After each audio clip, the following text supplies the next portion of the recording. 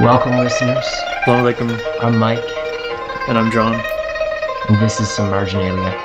Today, we're going to be visiting a garden, one that is somewhat poorly attended by the scholars that make their residence therein from time to time and lay down some rocks and some plants as markers within this space. And our intent today was to pace around that garden. We can call it the Garden of Causality, in kind of a way that maybe outlines why we want to make some marginalia, mostly for ourselves, I think, just to organize our own thoughts, but hopefully they will be of some use to others, or at least some interest to others. And as we know, there's no better way to learn that you're wrong than by being wrong publicly on the internet. John, I think you had a whole bunch of passages written down that were kind of... Yeah, marginalia, if you will. Yeah. and I think, you know, do you happen to have the Shen Kuo quote handy? Because that one really struck me. Yeah, we can start there. Yeah.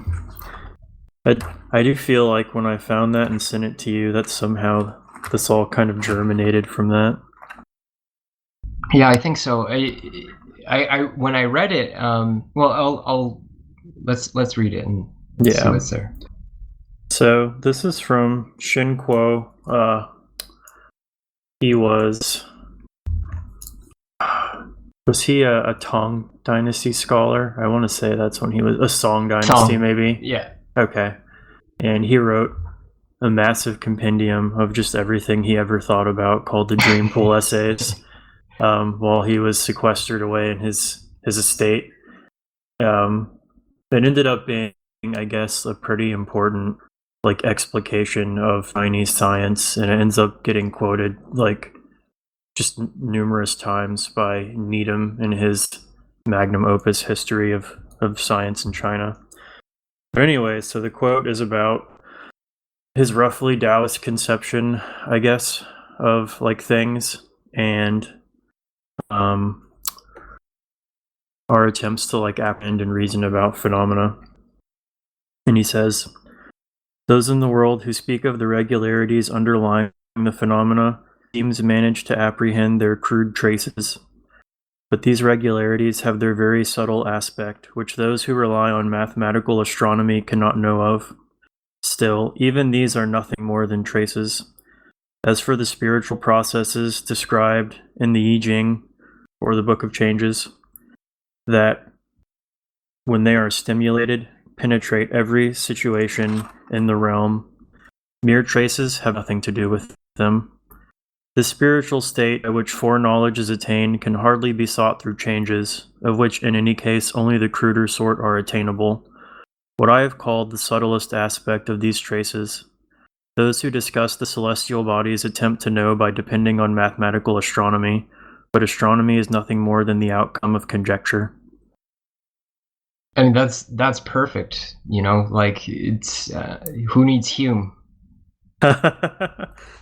Yeah, I have always wondered to what extent, if we were just more aware of things written and talked about prior to early modernity, would it have been pretty nothing new under the sun, so to speak.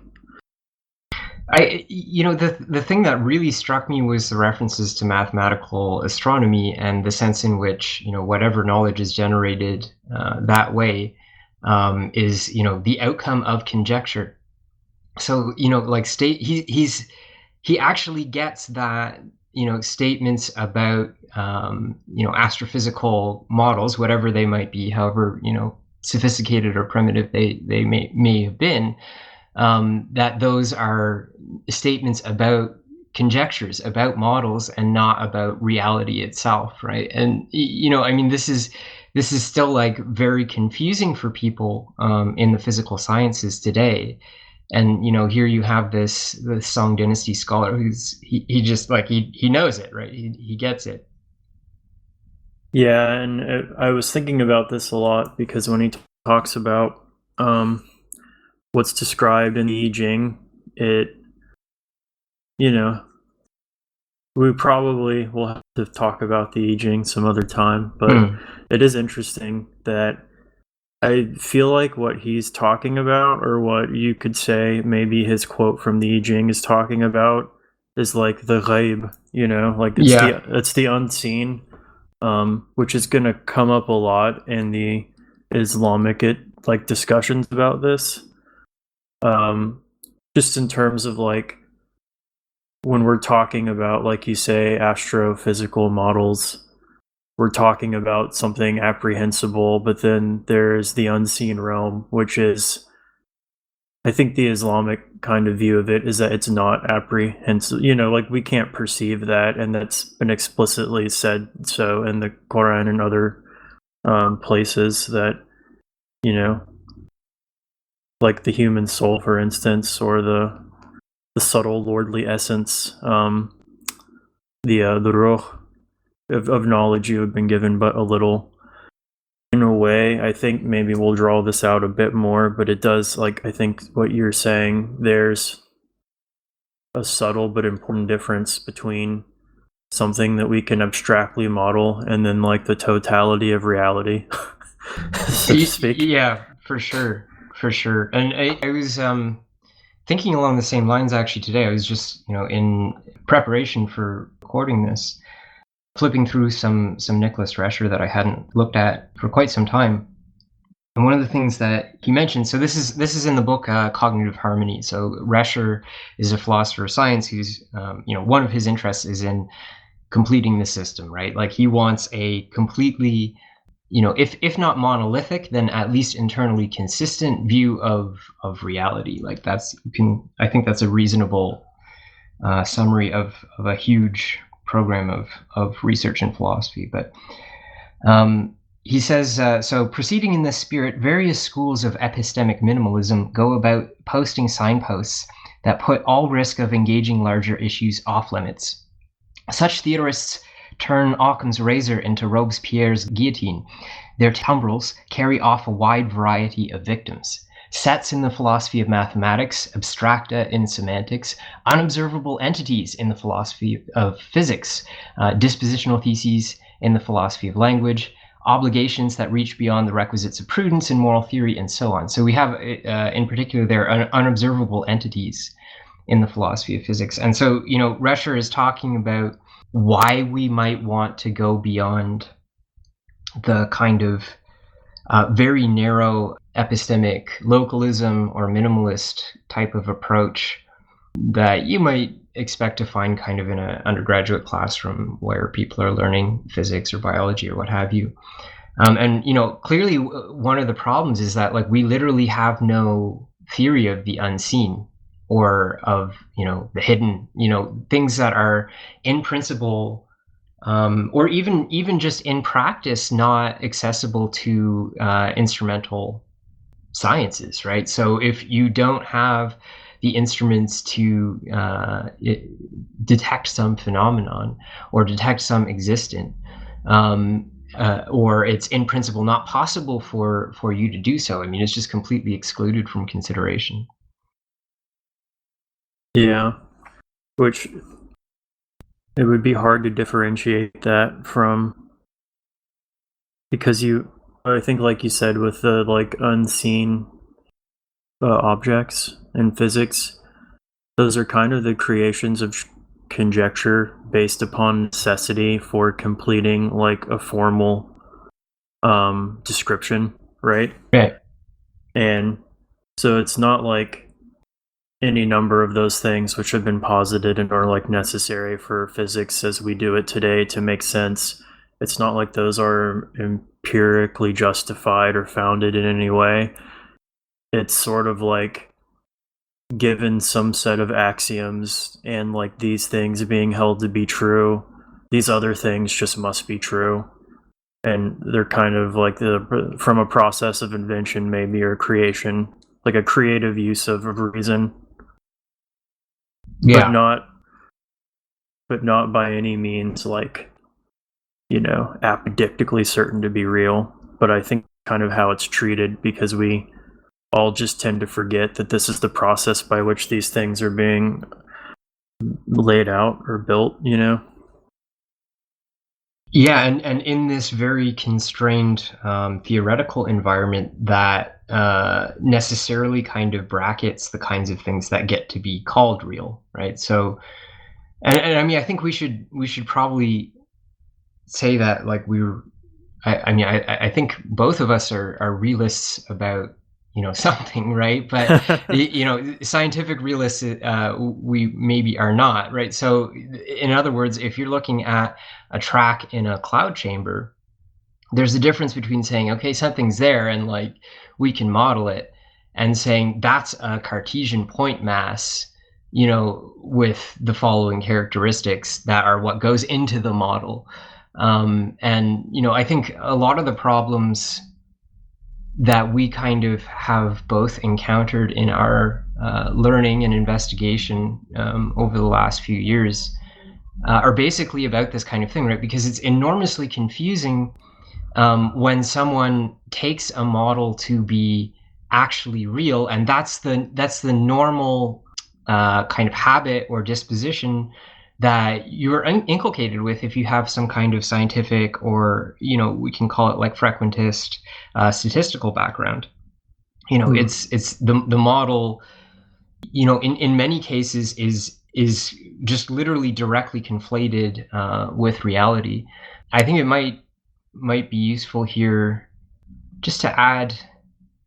So this is a rather long passage from Edwin Jaynes, who is a very significant Bayesian theorist, who unfortunately, I think he died before, you know, some of the later advancements that maybe we can talk about later had occurred. But in any case, he had a very clear sense of what goes wrong here.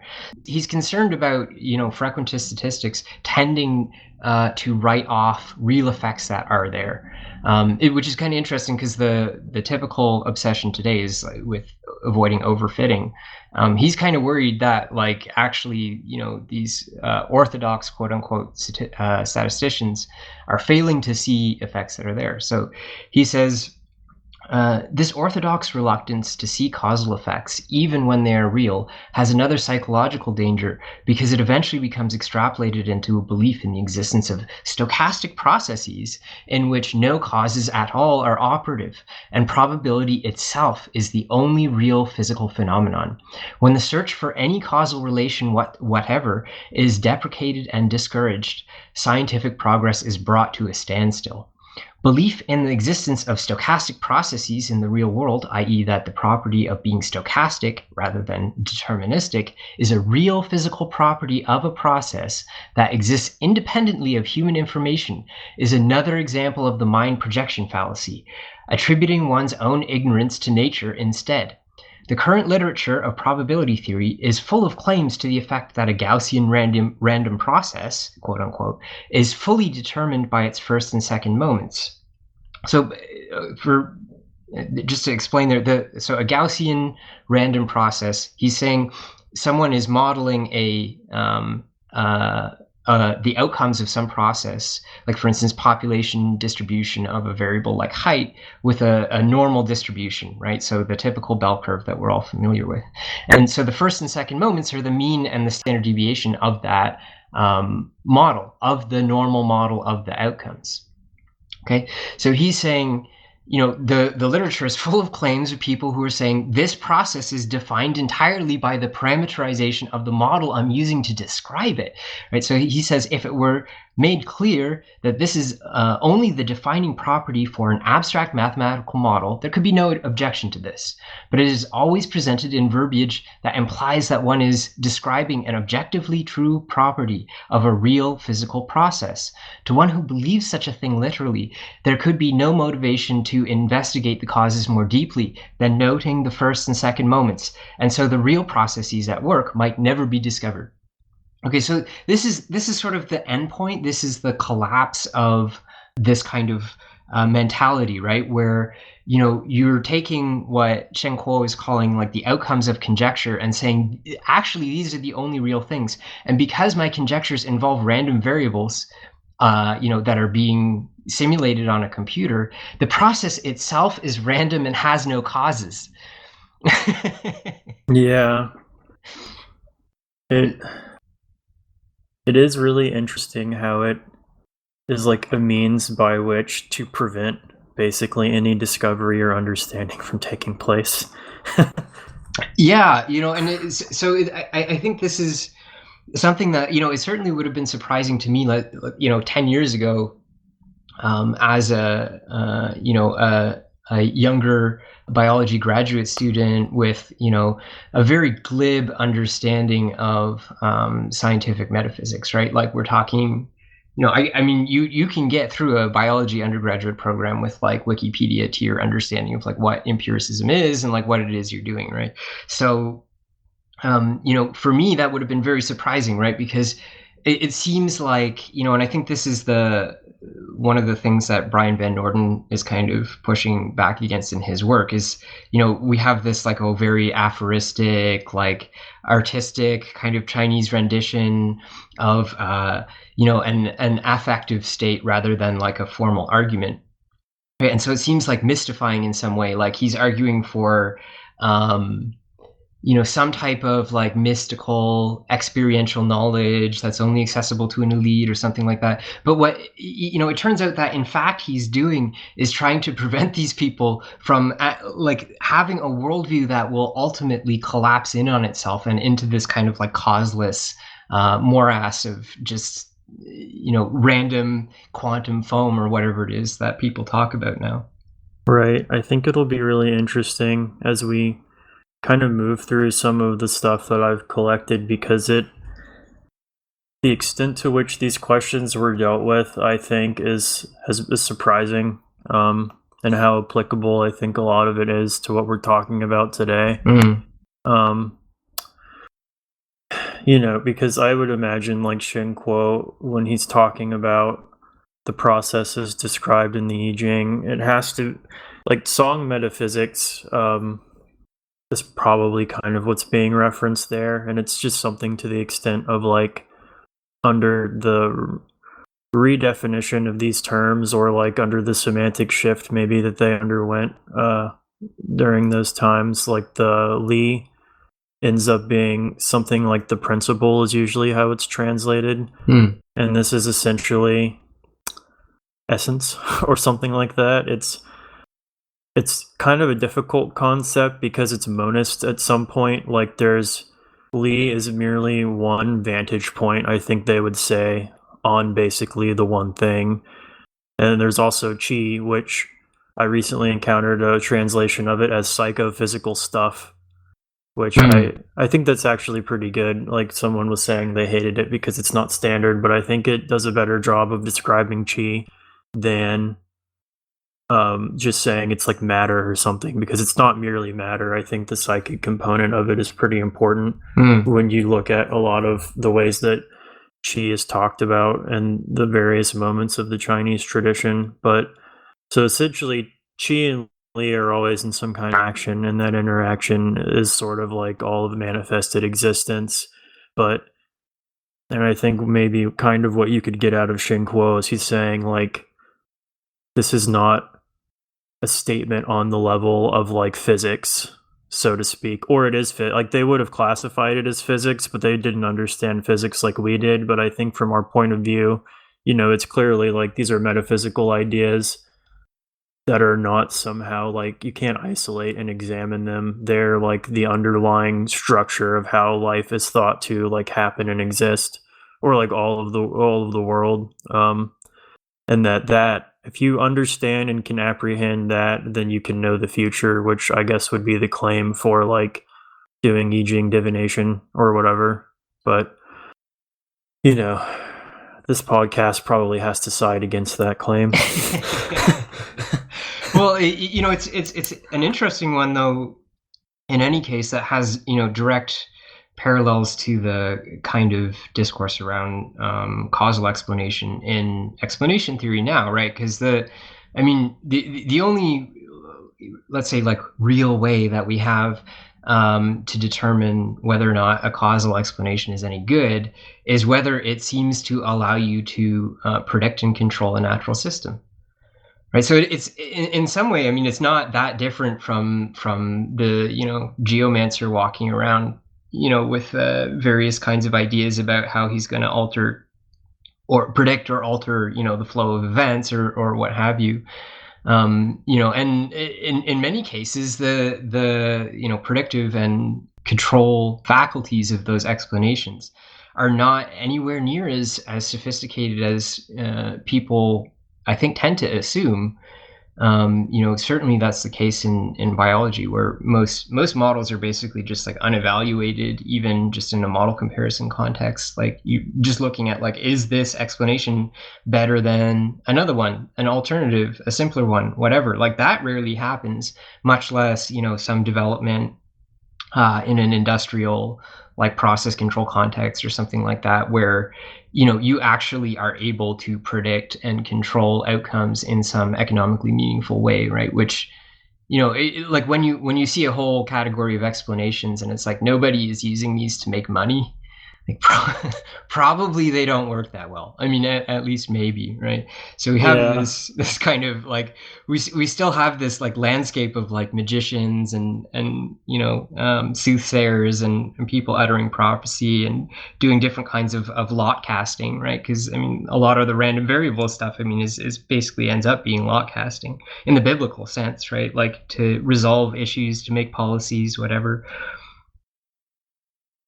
Yeah, one of the, like, thoughts that really preoccupied me for a while was, like, in what sense is the modern, like, numerical statistical project different from astrology? And is it different from astrology? Right. And, like, how are we to understand this stuff? And I feel like you've gotten maybe a lot closer to an answer than when I first started wondering about it. This could actually be, if you want, we could just start talking about, we've got some opinions on astrology from Al-Ghazali, Sina, Ibn Taymiyyah, and then Qayyim al-Jawziyah. Yeah. All roughly kind of treating it within this, I feel like it's a few 100-year span between them all, not too long, but kind of in giving their fatwa about the phenomenon, a lot more is revealed, I think, about kind of how they're seeing the world. So first we'll go to Al-Ghazali, who writes in the Kitab al-Ilm, the Book of Knowledge, which is the first book of the Ihya Ulum al-Din, the revival of the religious sciences, which is sort of like his magnum opus. He says in a chapter, an elucidation on the reason some knowledge is blameworthy. Therefore, preoccupation in the pursuit and practice of astrology, and that which resembles it, is a hazardous undertaking, an immersion in a sea of ignorance without any benefit whatsoever. Whatever has been decreed by God will be, there is no circumventing it. This is in contrast to the pursuit of medicine. There is a great need, and in medicine the majority of proofs are based on what is observable. It is in contrast as well to the interpretation of dreams, which, though it does comprise conjecture, delves into one part of the 46 parts of prophecy, and there is no hazard in it. The third reason that knowledge may become blameworthy is that it is immersion in a field in which the seeker is not firmly established. This is intrinsically blameworthy, similar to learning the minute details of a discipline before its evident essentials, or the hidden before the explicit, or like inquiry into the subtleties of divine reality, for it is the philosophers and theologians who strive for these without being firmly established in them, when in fact only the prophets and the saints have become established in this knowledge in its entirety or certain of its branches. It is therefore obligatory to prevent people from inquiring into these matters and turn them to that which law speaks of, for in that there is sufficiency for those who would be successful. How many individuals have become immersed in the sciences to their own detriment? Had he not immersed himself therein, his circumstances, where religion is concerned, would have been superior to where he finally ended up. No one disagrees that knowledge may harm certain people in the same manner that the meat of certain birds and varieties of fine sweets may harm a breastfeeding infant. In fact, in many cases, an individual's ignorance of certain matters benefits him. And then in another here, he goes more in depth into the nature of astrology. Its pursuit has been prohibited based on the following 3 rationales. One of them is that it is detrimental for most people, for if they were taught that phenomenal events occur as results associated with the movement of the stars, it would occur to them that the stars were the ultimate cause behind the events, and that they were divine entities dictating worldly affairs because they are sublime heavenly substances. Awe of them would be magnified in the hearts, and a heart would remain turned toward them. They would perceive good and evil as that which is hoped for or dreaded, deriving from them, thus effacing the remembrance of God from the heart. A weak-minded person has his vision restricted to the intermediary causes of events, whereas the well-versed scholar is fully aware that the sun, moon, and stars all submit to the command of God. The example of the perception of the weak-minded person's conclusion that the light of the sun is due to the sun's rising is similar to the example of the ant, if it were given an intellect and found itself on a sheet of paper looking at the black ink as it traced words. It would believe that words arose from the pen. Its perception does not extend to the awareness of the fingers, then from that to which the hand, then from that motive behind he who sets the hand in motion, then from there to the capable intent of the scribe, and from him to the creator of the hand, the ability to write, and the intention. The perception of the majority of people is limited to the immediate causes of events. They are disconnected from perception of the one who causes all causes. This is one rationale behind the prohibition of pursuing the field of astrology. The second is that judgments derived from astrology are pure conjecture. Nothing is apprehended in specific cases, neither with certainty nor probability. Judgments based on it are judgments based on ignorance. Therefore, condemnation of astrology is because it is considered ignorance, not knowledge. According to what is said, astronomy was a miracle accorded to the prophet Idris by God, when knowledge faded away and disappeared. Those events accord with, and this only rarely, the accurate prediction of the astrologer are nothing but happenstance. For he may come to be apprised of certain secondary causes for which the final result is only realized through multiple conditions, the realities, or haqa'iq, of which a human being has no means of understanding. If it should come to pass that God decrees the remaining causes, the accuracy will result, and should he not decree the causes, then he, the astrologer, will be inaccurate. This case resembles the conjecture of a person that it will rain today whenever he sees clouds gathering and descending from the mountains, and in his mind he supposes it to be the case.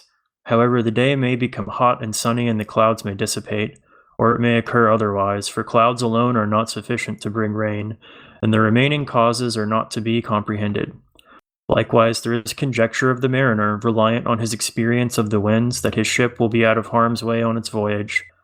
Those winds, however, have subtle causes that he does not grasp, so at times his prediction is accurate and at times inaccurate. It is for this rationale that one who is strong in his faith and conviction forbids the practice of astrology. The third rationale behind forbidding astrology is that there is no benefit in it.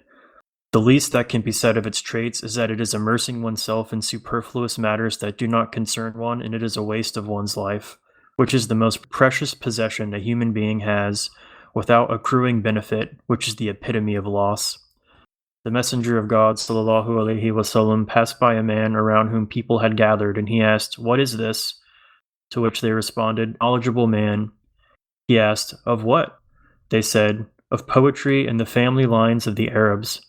To which he, sallallahu alaihi wasallam, responded, "Knowledge that does not benefit, and ignorance that does no harm." The messenger of God, sallallahu alaihi wasallam, also said, "Knowledge is constituted in a precise verse, an established sunnah, or a just obligatory act." I feel like there's a lot there. Definitely. I mean, we can maybe start with the last section there. The reason this is important is because you don't want to waste your life doing astrology, right? Especially if you don't know it and you think that, what you're doing is on a different plane. Imam Ghazali seems to point to observables, the use of certainty and probability rather than mere conjecture. How would we go about distinguishing these things, right?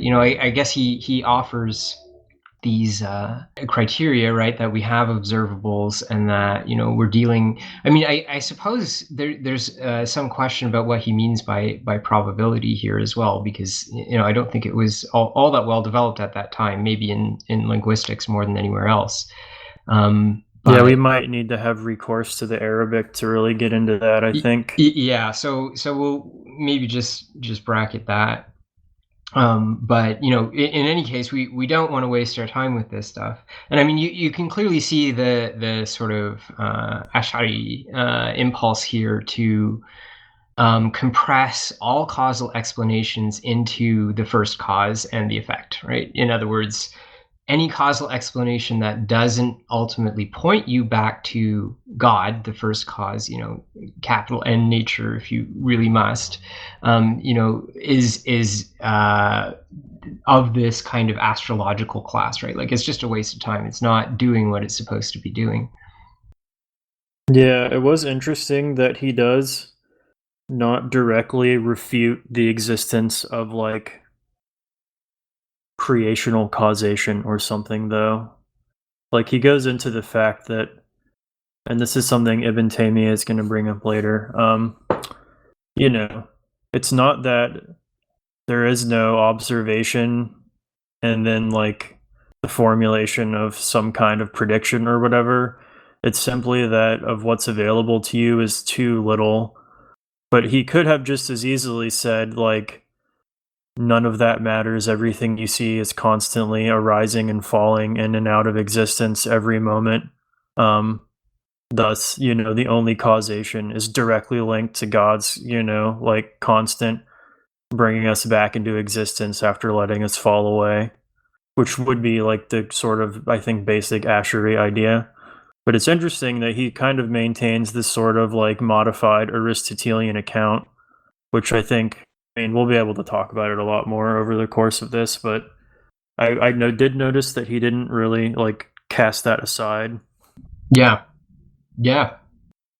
It was strikingly similar to Shen Kuo in some ways as well.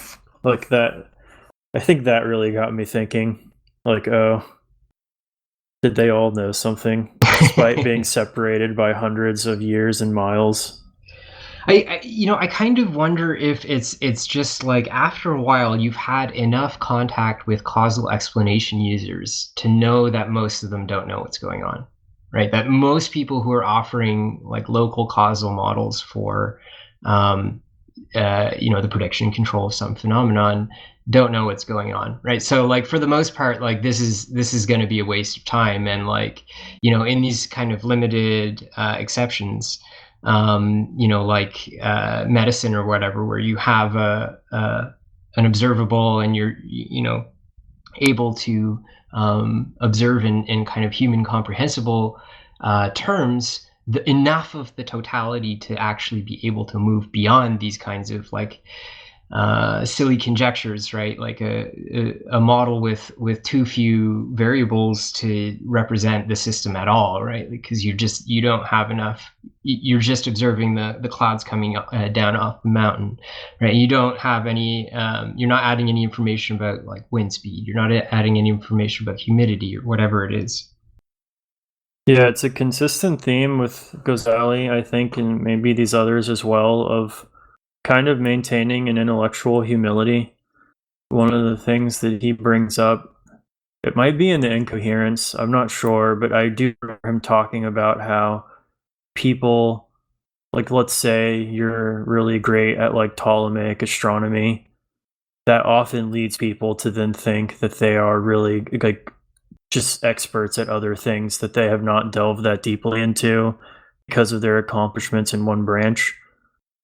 And that there's kind of a like a religious psychological critique going on, which is always like been pretty important to, I think, a lot of his work.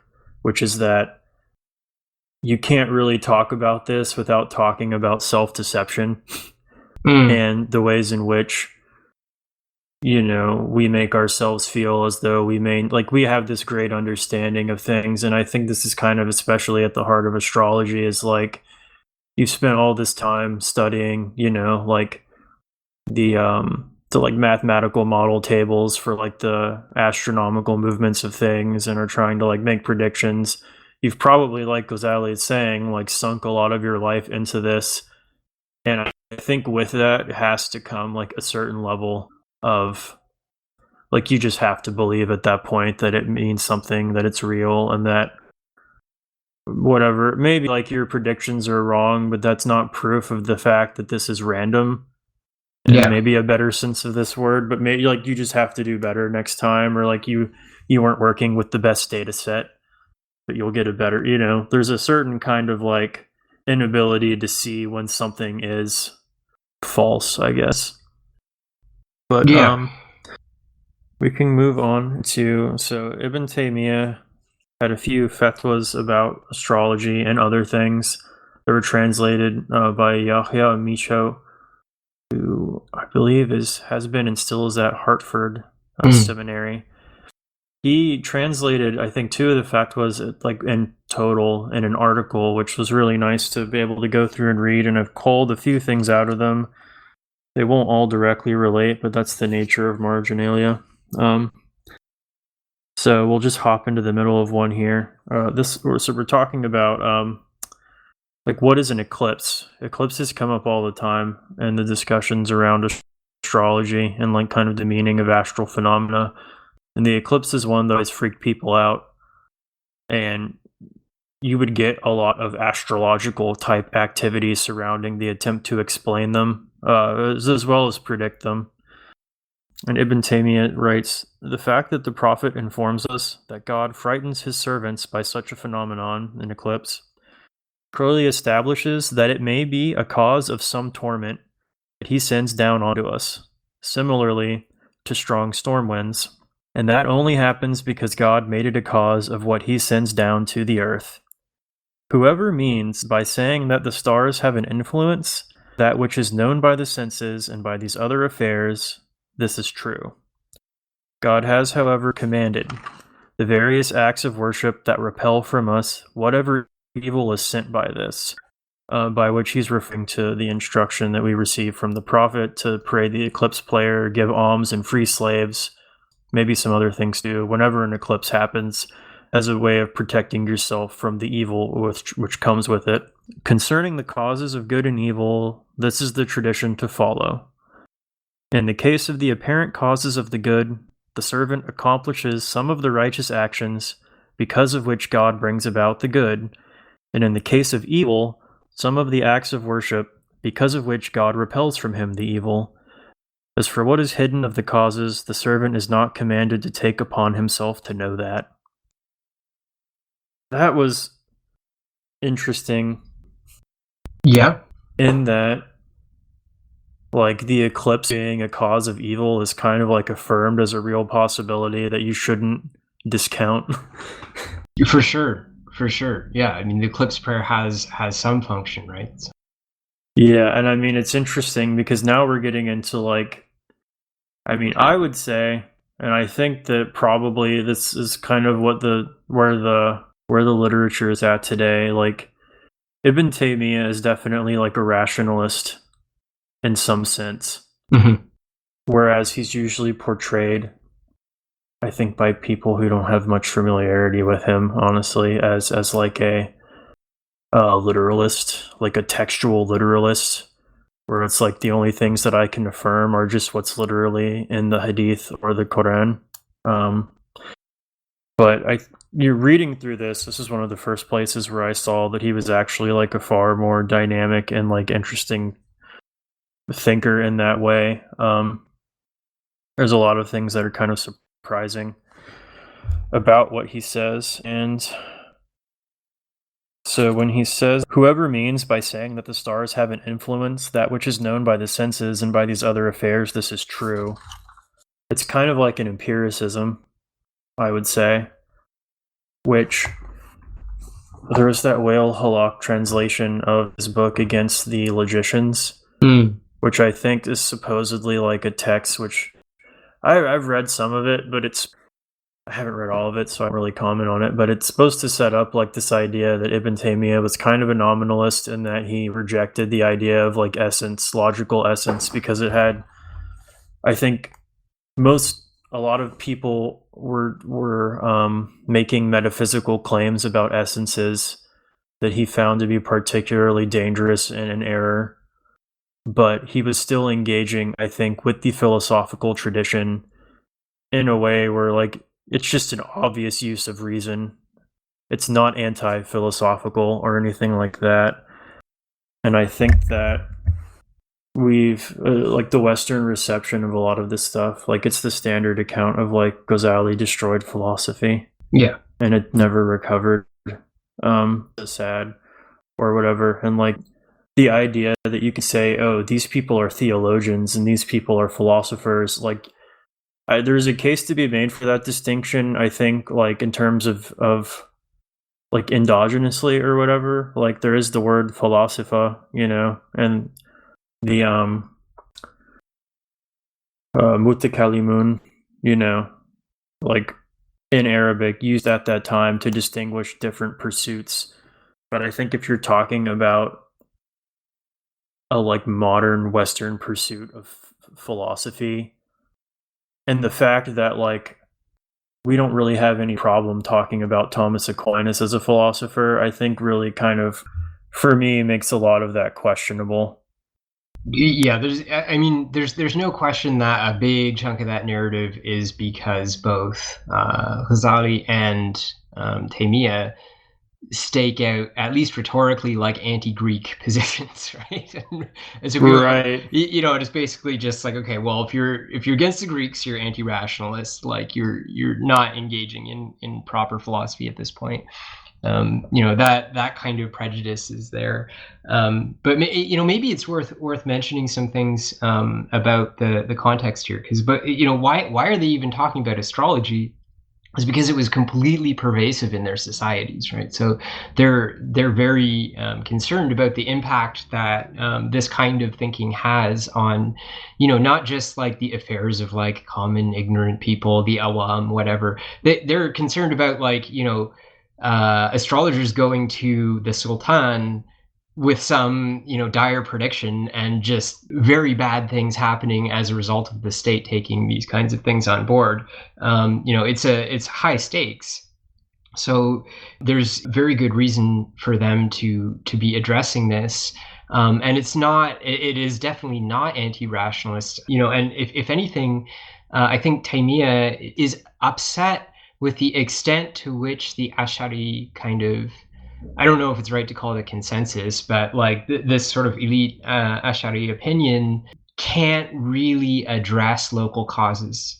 Like you can't, in the Ash'ari school, basically, you know, to offer a causal explanation for some phenomenon is to miss the semiotic content of the phenomenon. In other words, the fire does not burn, you know, paper because of some property of the fire. It burns it because God decrees it is so, and he's doing that in order to direct your inner state, your inner sight, to his majesty, or to make you grateful for warmth and for light and for the ability to cook food, and, you know, these kinds of things. So you're just like, when you're engaging in causal explanations, you're basically kind of like missing the point. And for it, like, for Imam Taymiyyah, that's clearly, you know, just an empty kind of construct. Like, you can't do anything with that. You're never going to, you know, convince the people who are using, you know, let's say defective local causal explanations from astrology that they ought to just kind of like throw up their hands and say, you know, well, it's all from God's will and like we're fine, right? Like, there's still going to be reasoning causally. So, you know, you have to engage at that level and determine like what is actually a better way of thinking about this. Yeah, it is. It's one of the big questions is like, what form of causal reasoning is like basically the province of charlatans? and what is the like really eminently useful and pragmatic thing that we're already have been doing since before we had invented these terms for it. Right. And like extensions of that, which are of some benefit and like necessary. And it's sort of what we're, I think, getting into. Since you brought it up, I'll read ahead a bit. We haven't gotten to Ibn al-Qayyim yet, but in one of the articles about some of his thinking on this subject, the author gives a good kind of like context for these times. So, born in Mamluk, Damascus in 1292, Ibn al-Qayyim spoke for the literate Arabic reading Sunni Ummah at a time when Islamdom was emerging from or undergoing a series of threatening blows. The Crusades, the Mongol destruction of Baghdad, and the Abbasid Caliphate. Mamluk political turmoil that was concomitant with the continuing loss of international transport trade to the Venetians, inflationary periods during which Syrians and Egyptians were reported to have eaten dogs and donkeys in the streets, periodic visitations of the Black Plague when people dropped like flies, and a terrifying earthquake that so shook Mount Muqattam in Cairo that the people in distant Damascus thought that the Yawm al-Qiyamah, Judgment Day, had come. To this could be added the continuing loss of Islamic lands to the Spanish conquistadors, an unmitigated catastrophe for Ibn Khaldun, writing less than a generation after Ibn al-Qayyim. These disasters formed a large part of the psychological background to the perceived general malaise besetting Islam in the 14th century. As in later Hellenistic times, and perhaps our own, people facing political and economic decline, social insecurity, and a threatening host of impending disasters found refuge in the occult. Ulama, with Ibn al-Qayyim taking a leading position, saw the occultic sciences as so many pantheist demons eating away at Islam's spiritual innards, where God's undivided omnipotence was parceled out to stars and birds, and elemental nature was charged with a transmutational potency that appeared to be self-sustained. Far from being a radical Hanbali fundamentalist, Ibn al-Qayyim was a jurist and theologian who possessed a competent knowledge of science and philosophy, in addition to an inclination towards mysticism. And through his career as a defender of Sunni purity against an inner threat of intellectual perversion parallels that of al-Ghazali's. It was actually a pretty good little summary. Really, I never in my mind had just all of those events together quite in that way, but it's fairly stark, I think. Yeah, me either.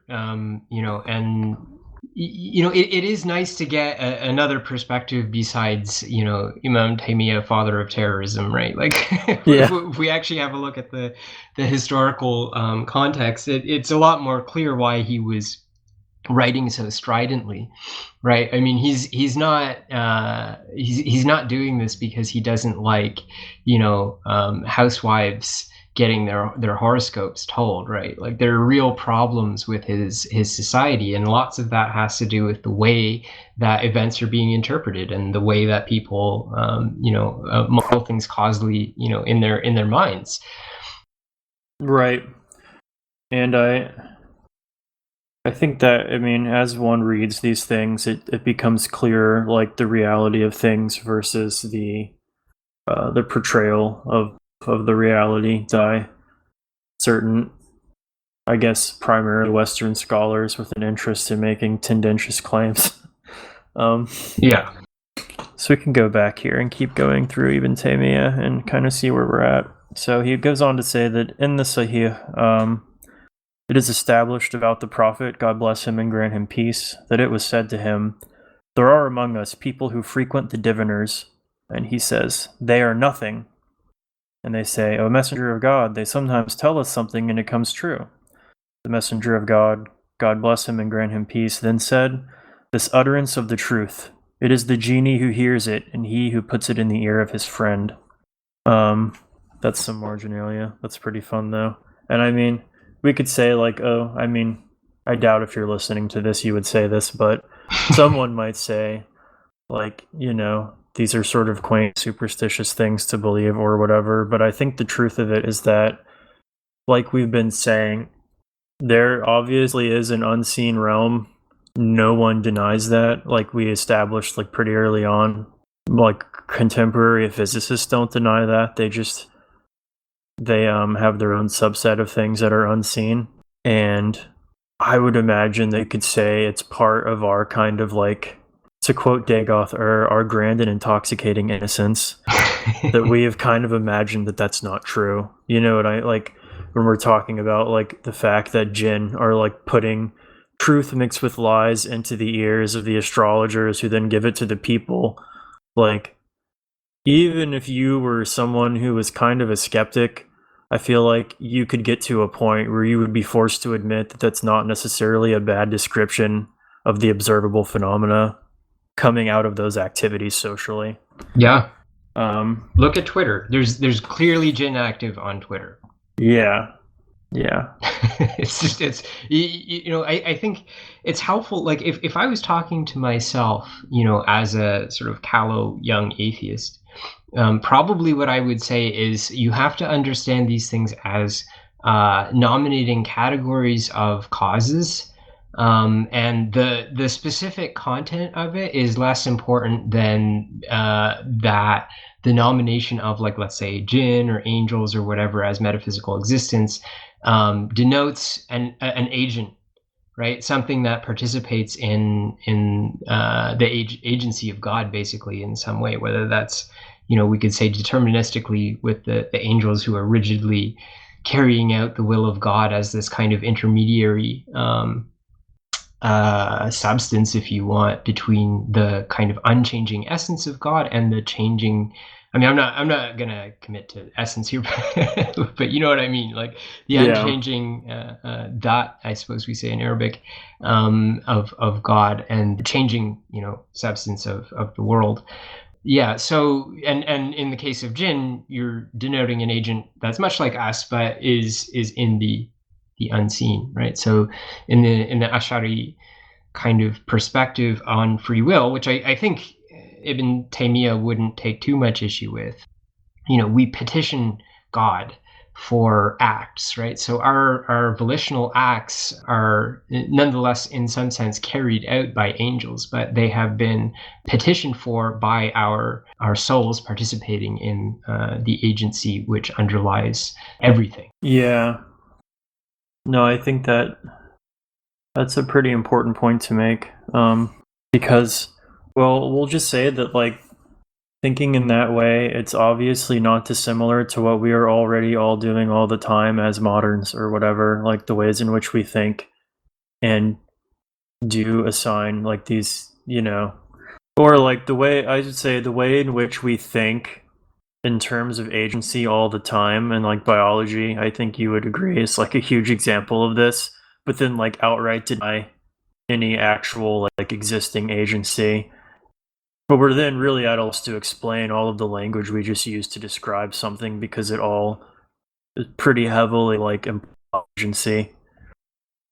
Yeah, right. And I mean, so someone who's listening to this who has some biological background might think, well, yes, of course, you know, we use agential or functional language as a shorthand for something which is always reducible to, you know, dumb material causes, right? Like just deterministic, mechanical kind of unfolding of this you know, complex system. I think really that's not tenable anymore. You know, so Monod, Jacques Monod, the great French molecular biologist and microbiologist, was famously, you know, just horrified by the presence of teleological language in biology. You know, like to say that a heart has a purpose, right? Like the purpose of the heart is to pump blood, is like totally unacceptable as an explanation, either for, you know, what the heart is doing, or for the appearance of the heart in the first place, right? Like those he wants to like totally reject final causality, and we've kind of inherited Monod's like great horror. I mean, it was shared certainly by, you know, many people of his generation.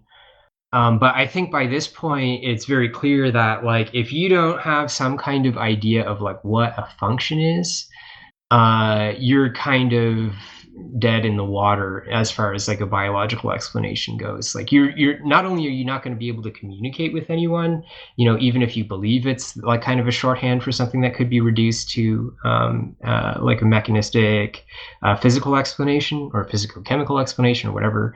You're actually cutting yourself off from huge chunks of the empirical literature, which are not posed in terms that you can reduce to sort of Minod's idea of the cell as a cybernetic factory, right?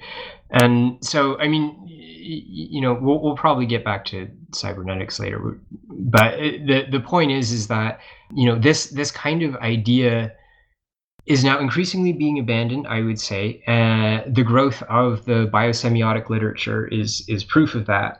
And you really need, I mean, if you, even if you are a completely secular person, if you have no explanation for agency, for the emergence of complex structures, or for function, nothing that incorporates or explains in what sense organisms have a final cause that they develop towards, a telos that they develop towards. Because development fundamentally is about convergent complexity, right? Like the development of individuals of a species is not divergent in the way that evolutionary theory produces with multiple species, right? Like within a species, we have convergent development on a single endpoint. So this calls for a teleological explanation. If you don't have one, you're simply leaving out most of the interesting stuff in biology, frankly. So yeah, it's almost, I would rather be blind than see that. No, for sure. And I mean, I think you definitely see that all over the literature. It's like an intense squeamishness about this, and people, I think, they want to naturalize this as another physical law in many cases, right? So you have some kind of like neg entropy principle out of like Schrodinger, or I think Richard Swenson wants to have like a fourth law of thermodynamics that does something very similar, that like forces you towards increases in complexity over time, this kind of thing. And so that's one way to think about that if you're like truly squeamish about the idea of agency or something like that. But I mean, the critiques that have been made by now against the standard kind of neo-Darwinian synthetic account of evolutionary theory are just devastating, right? Like if fundamentally, evolutionary theory relies upon agents. Like the striving agent is presupposed by the theory. It's not explained by the theory. If you don't have motile agents, then you simply don't have the Malthusian growth curves that are taken for granted as producing the selective pressure for many of the most basic kinds of evolutionary scenarios that we would model, right? So, I mean, there are all kinds of problems with this. Like you simply need to have some account of this, whether or not it's theistic doesn't really matter. And if it is theistic, then like you shouldn't get complacent about it either, right? Like I do think Ibn Taymiyyah's account of, or a criticism of, the Ash'ari school is correct, right? Like this is not cognitively active for anyone who has to trade in causal explanations, right? They'll say, oh yeah, God's doing everything, and then they'll go back to astrology because they still need to make predictions, they still need to make decisions. Yeah, and I would say that it really does seem like the point of formulating these ideas in the Ash'ari or other schools was primarily polemic, and the need was felt mainly to debate, I guess initially probably Christians and maybe Jews or other people who wanted to make counterclaims to like Islamic understandings of things, or just for the fact that like a Muslim would have to eventually encounter people dealing with the world like on a like a peripatetic philosophical basis or something like that, and they would need to be able to like think in those terms and respond to those things. And there is philosophical activity, as we know, going on in the Islamic world, where you had people trying to do interesting, like syncretistic type things, and it all felt like it needed to be addressed with some sort of firm statement of like as close as language can get to the truth, which I think, it's pretty widely agreed that like Ash'ari theology is not a description of reality, but it's just as close as you can get to one aspect of it to prevent people from moving beyond the bounds of what is acceptable, which I think is probably like, that's a really specific function for a body of thought to have. And I think maybe it's good to understand it in those terms too. Absolutely. Yeah, absolutely. And I think that's been pointed out by I'm gonna mess this. It might have been George MacDeasy. I'm not sure. But one of the greats has pointed out that quite some time ago that the Ash'ari kind of school was only really one level of discourse that Imam Ash'ari actually offered. So I think it was dubbed the two ways of Ash'ari or something like that. And the idea is basically that this was quite a rarefied type of discourse that was specifically really intended as almost a psychological balm or treatment for like people who had OD'd on causality. Like it's not a scientific function that this is serving, right? Like this has a specific intellectual function, and it's not being offered to everyone. Like if you went to learn like the basics of theology at a madrasa that was attended by Ash'ari scholars, they probably wouldn't mention any of this to you unless they thought it was something that like you would benefit from spiritually, right? Like you have real problems like with the idea of efficient causality, and like if you accept efficient causality, which is to say that like perhaps things are effective in and of themselves, their causes in and of themselves, or you're treating them that way in your explanations. If you're really disturbed by that, in other words, like idolatry seems like true and real to you, and you feel like you should be like giving thanks to the fire for cooking your food, then like here's kind of a balm for your heart, right? Like God's doing everything, and it's from his power that this happens. And I think also there's a huge like moral philosophical component that we're just kind of eliding here for the purpose of discussing the causal relation kind of aspect of it. But like it's worth mentioning that a big kind of part of this is theodicy, right? And so the Ash'aris are concerned to deal with many of the problems that had arisen from other kinds of schools of philosophy in the Islamic world that would constrain God basically to do only what is right or just or good or balanced or fair by some kind of human metric.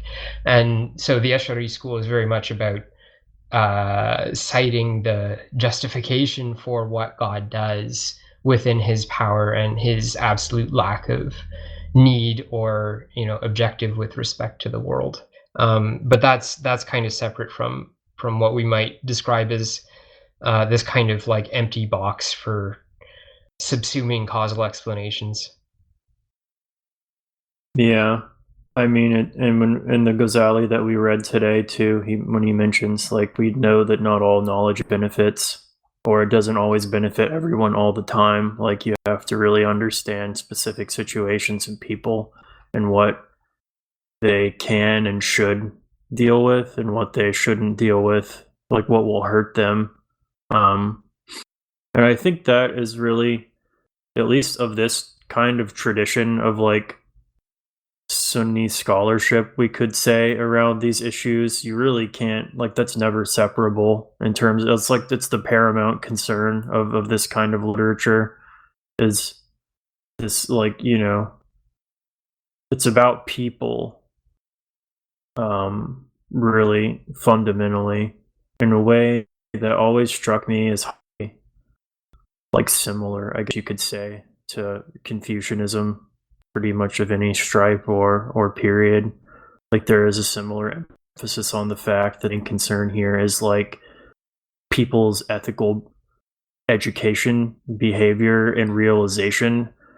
And well, depending on like where you sit on that, you might believe that the ethical perfection of the human being carries with it a lot of like unseen, hidden, and like metaphysical aspects, levels of knowledge that are experiential and that are only vaguely describable, which you kind of see in a book like The Doctrine of the Mean, like one of the four Confucian classics.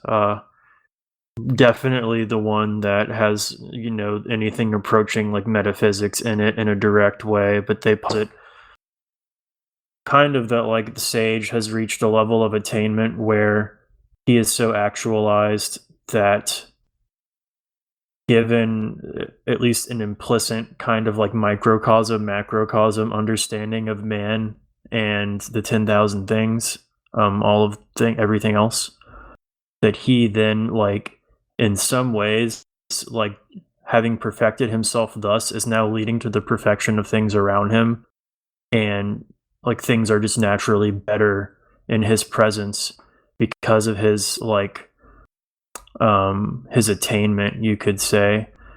And I don't really have a lot to say about that with certainty, but like, you know, it reminds me a lot of the idea of like insan al-kamil, or like, you know, the real human being in certain bodies of Islamic thinking, like the person who is fully attaining the like possibilities inherent in the human condition that very few people ever really come to. And I mean, it's obviously very similar to descriptions of, you know, the saints and their activity and the like the moral change that happens to people around them and things like that. So it's an interesting point of convergence, I think, between these two traditions that are otherwise pretty geographically distant.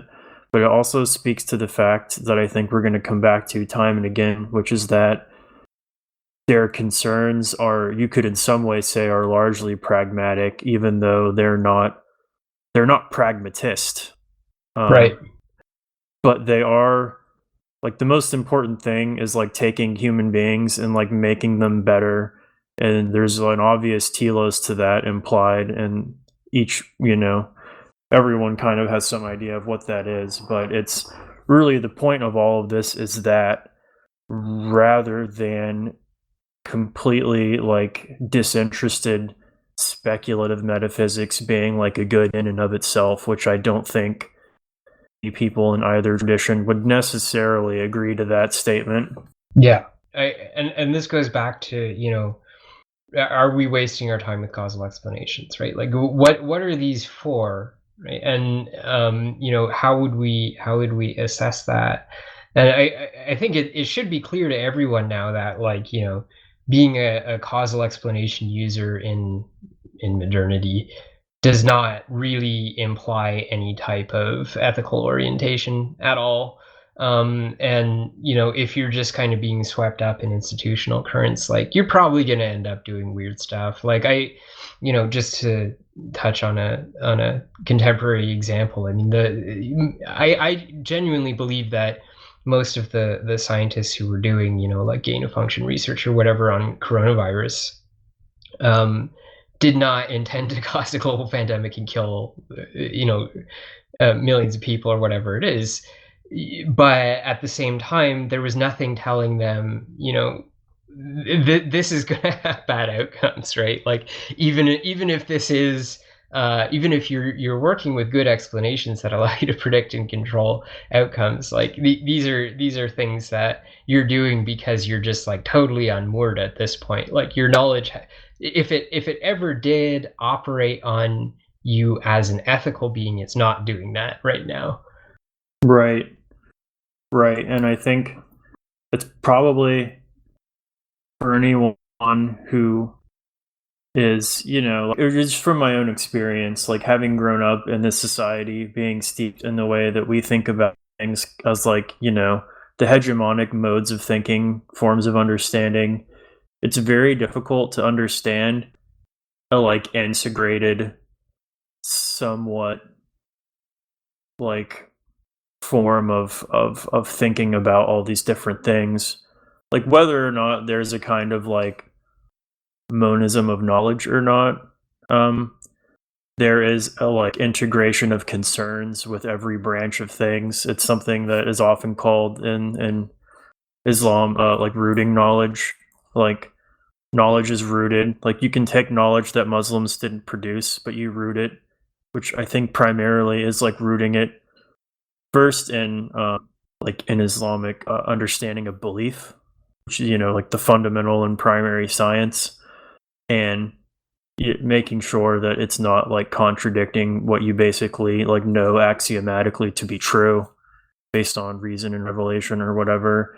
But then like the greater project maybe of integrating it into like a social spiritual product of like realizing whatever set of like moral ethical things like you have this sort of commitment to realize in this world. And like, does it serve those ends?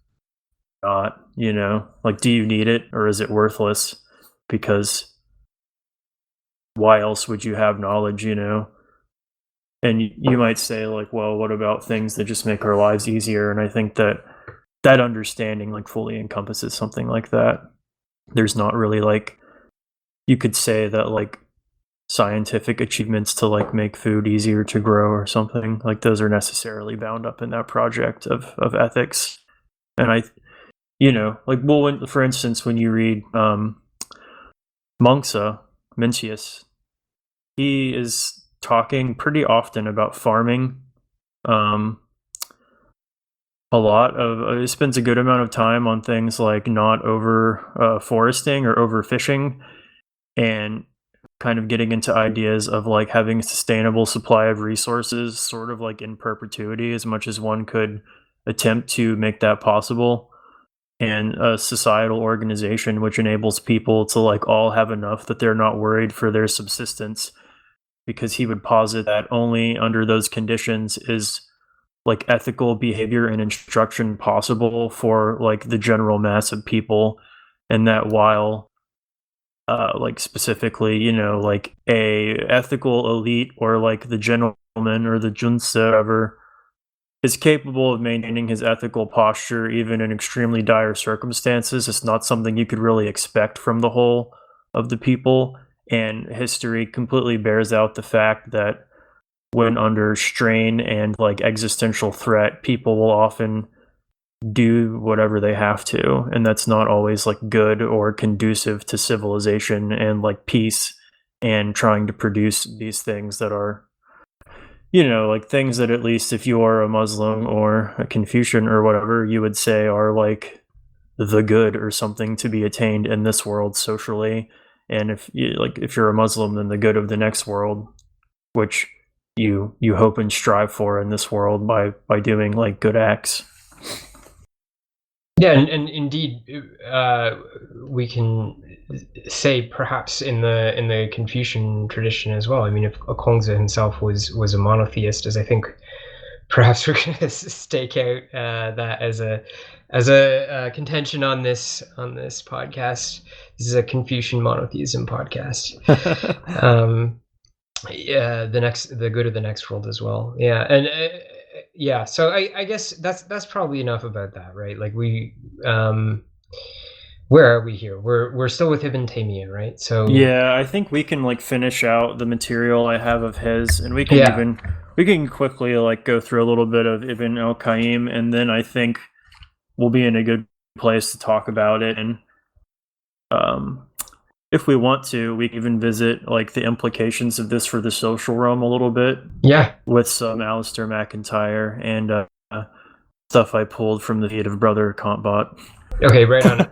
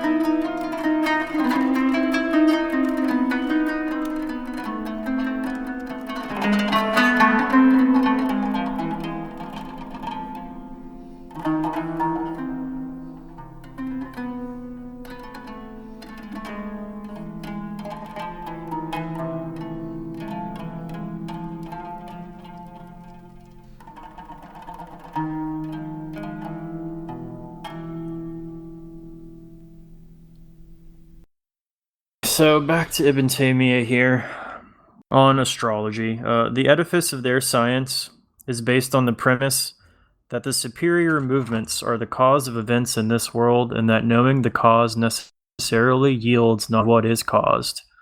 And what is caused, if you are interested, the Arabic is musabbab. But this only happens when one knows the complete cause, whose rule does not fail to be implemented. The most those know, however, is that they know only a tiny part of the sum of the many causes and do not know the rest of the causes, nor their conditions, nor the things hindering them. There is a marginal note in that piece there where we are given a bit from Ibn Sina, who wrote in one of his works where he engages in a refutation of astrology. Yet to wonder if man does or does not perceive that which is hidden, al-ghaib, belongs to the principles, and the Prophet, God bless him and grant him peace, denied such a perception. We have a pretty fundamental agreement with Causality, I think, on the fact that causes, insofar as they exist, can be, like, it seems that they're not denying that they have some kind of reality, but the contention, specifically with astrology and other forms of divination, is that these things do not apprehend causality in terms of its existence in a sufficient way to have any kind of knowledge about what should follow from something else. So really, like, it's an epistemic claim here that's being made against astrology. One interesting thing to note, since we were talking about whether or not Ibn Taymiyyah might be anti-Greek, there's a section of one of his fatwa where he says, "The philosophers all agree on the fact that no greater nomos reached the world than the nomos that Muhammad brought, God bless him and grant him peace." And in relation to the fact that the translation used nomos rather than like law, for instance, Yahya Mishat says, in this passage, Ibn Taymiyyah clearly uses the Arabic transliteration for the Greek nomos in the sense of Sharia. It is of interest to note that such a usage, far from being exclusive to philosophers, the Ikhwan al-Safa, Sena et al., it is also accepted by a religious scholar like the Shaykh al-Islam. Such an explicit assimilation of the Sharia to the Greek law offers a good illustration of the extent of the continuity between the classical Greek and Islamic Weltanschauungs, as analyzed by Leo Strauss. Haha. Just interesting to point out, like, I would imagine that most people probably, I have no idea that something like that was, found casually in some of his writings. And I think the extent to which, so here's, just to take a brief aside, this after I started reading about like Chinese Islam and other places where Islam took root but had a really different cultural expression, I came to like kind of reassess the way that I understood Islam, which I think we kind of granted a normative status to just like anything that happened in the Mediterranean world, like Yeah. that's Islam, and then things further away from that are like blank Islam. However, if you take the kind of view of it where Islam, what is Islam? Well, it's the Tao of Muhammad, or you know what I mean? It's the Sharia, it's this method by which you are walking like a path towards your salvation. So it contains things like revelation, rulings based explicitly or derived from revelation about how you should behave and do things in the world, rulings about what beliefs you should hold and why you should hold them, methodologies for walking this path towards, kind of radically transforming yourself as a person and achieving your end. These are all like there. To some extent, some of them were like developed and explicated in a pretty specific cultural context or a series of them. But the way that I think traditionally it has been understood is like that what is essential, and we'll just use that word kind of like informally to that, that can go and take root there, and it will be instantiated and like have an efflorescence in that new place in a way that's culturally very particular and specific to that place. Now, nothing about that will ever contravene what is certain or absolute, in terms of like the rulings of the Sharia or, the Aqidah, the beliefs, principles of the Deen. But it's still, retaining everything essential may not look all that much like what happened in Syria, for instance, or anywhere, or Al-Andalus. And so now when I look back, I think so a lot of what we think of as like, oh, that's just like pure Islam is really like Hellenistic Islam. Like if we want to use terms like Chinese Islam or like, Indian Islam, I think we could probably benefit from looking at really a lot of what took place after Islam left Arabia as Hellenistic Islam, because it was absolutely the flowering of Islam in a very Hellenistic cultural context with a lot of Hellenistic ways of thinking and doing things. And seeing that somehow like more intrinsically Islamic than what happens elsewhere, I think is perhaps a mistake. But with that marginalia out of the way, we'll return. I think you're right on, though. One interesting thing, so Al-Jawziya's Miftah Dar al-Sa'ada, my Arabic pronunciations are probably horrible, so you have to forgive me if you can actually speak Arabic, has been compared often, and I've seen this in more than one place, like in more than one journal article, to Pico de Mirandola's Adversus Astrologium. So apparently, and it's entirely possible, I would think, that like Pico de Mirandola like actually read some material from the Islamic world refuting astrology and or made use of it, because he, if I'm remembering correctly, studied with a Jewish scholar who certainly had knowledge of Arabic and classical Arabic literature. One of the many ways in which the Renaissance Italian thinkers were penetrated by Arabic knowledge, and it kind of filtered in different interesting ways. Definitely. So anyways, the couple articles I had about Al-Jawziya, Ibn al-Qayyim al-Jawziya, are more of a summary with a few direct quotes than an actual translation. So not all of this is him speaking himself, but anyways, Al-Jawziya particularly thinks that the influences upon human character are found in natural conditions of heat and climate. And he has this whole like funny thing about how it's like all great civilizations sprung up along really like a particular band of kind of just between the equator and like the pole, just at the right place where you could get China, Persia, etc. Like any place of great civilizational achievement ends up along this band. And if you go further south or further north, like for instance, further north you get who he numbers as like the Franks, the Turks, all these people who are just too white, they're too fat, they're too sluggish, like they're not capable of great thinking. It's unfortunate for them, but they have to be in this benighted state because of their climate. And Northern barbarians, right, common. And he's going to posit that when you want to talk about the effect of astral phenomena upon the world, then you really can only do it in this way, because to him this is just like pretty self-evidently observable, like climate, access to water, food, these kinds of things, all interdependent on the sun's energy, the way, and like all this stuff, like that's the effect that you can talk about on personality, or you can at least reason about. And what all this seems to indicate is that the influences of the types of human character are attributable to the natural conditions prevailing in the 7 regions. Sun, wind, earth, the reflection of the rays are all partial causes, to the totality of which is the one cause, all-knowing, the powerful, from whom comes the order of the world, which these ignoramuses know not.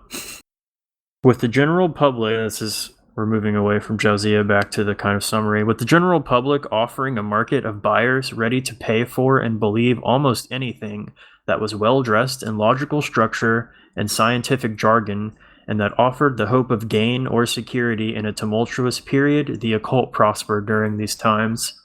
That was appended to like the earlier summary we read of the situation going on in the Islamic world at that time. It sounds familiar. Yeah, it was like strikingly similar to something going on today. Yeah. Jauziya kind of posits that like astronomy was a real science, a great science, and it had many great expositors. However, he thinks that in his time it's not only fallen but like lost, that there's no one is left who does real astronomy. Like everyone is engaged in some kind of trickery for money, or like survival or whatever, and it's kind of like betrayed the like real roots of it as a meaningful science. And here we have it. Even as superior an astronomer and scientist as Abu Rayhan al-Biruni, whose failing weakness was to write a book on the art, Tafhim al-Nujum, could be seduced, though he had the good sense to criticize other astrologers. Al-Biruni's case highlights the dangers of astrology, for even great minds could be ensnared, and for Ibn al-Qayyim, al-Biruni was one of the best. He praises him as a great scientist who produced innumerable valuable works in astronomy and mathematics, including Zij, the Qanun al-Mas'ud, named after the Ghaznavid ruler. It should be noted here that even brilliant scientists subscribe to some belief in astrology. It seems reasonable to believe that just as the cyclic patterns of the luminaries determined the years and seasons and shaped the character of nature, so too was human character to some degree abstractly influenced by those patterns. For all his reservations concerning a great scientist who could write a text on astrology, Ibn al-Qayyim laments the passing of the days when men like al-Biruni were holding the line between true science and false. Sometime during the 3 centuries between al-Biruni's death and his own time, as the Hanbali theologians saw it, science had given way to false.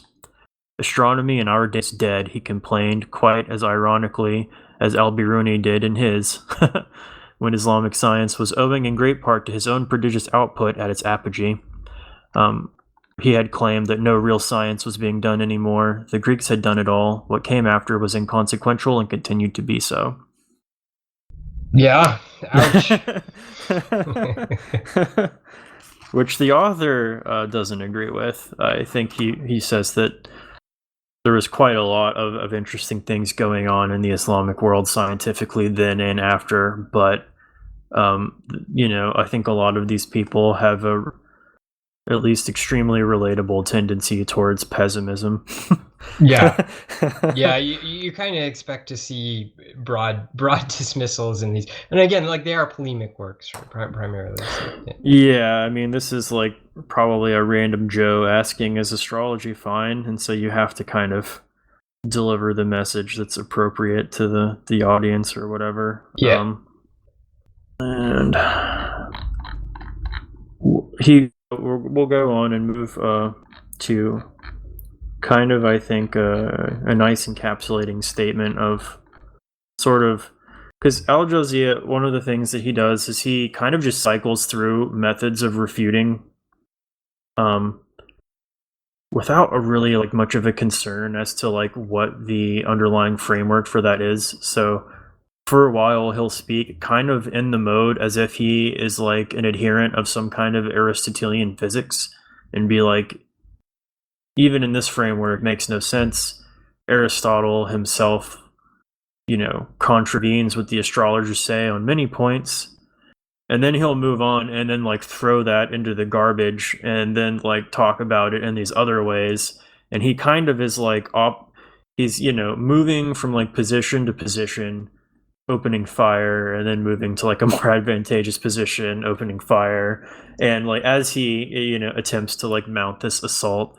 So he's not really, when reading him, I think I learned to be a bit careful of like, because what we were saying with Causality or like Ibn Taymiyyah, like it doesn't seem like they refute some reality of like the apprehension of causes and reasoning about them. But it seems like with Ibn al-Qayyim, one would not want to take the fact that he's using a framework or his polemic as some kind of implicit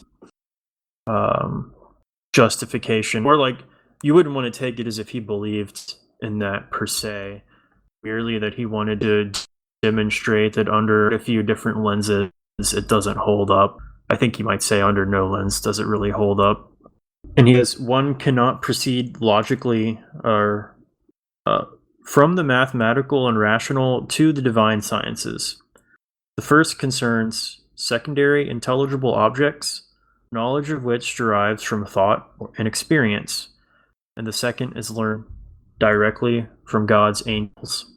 So we might gloss that perhaps in a secular framework as the difference between reason and intuition. Right.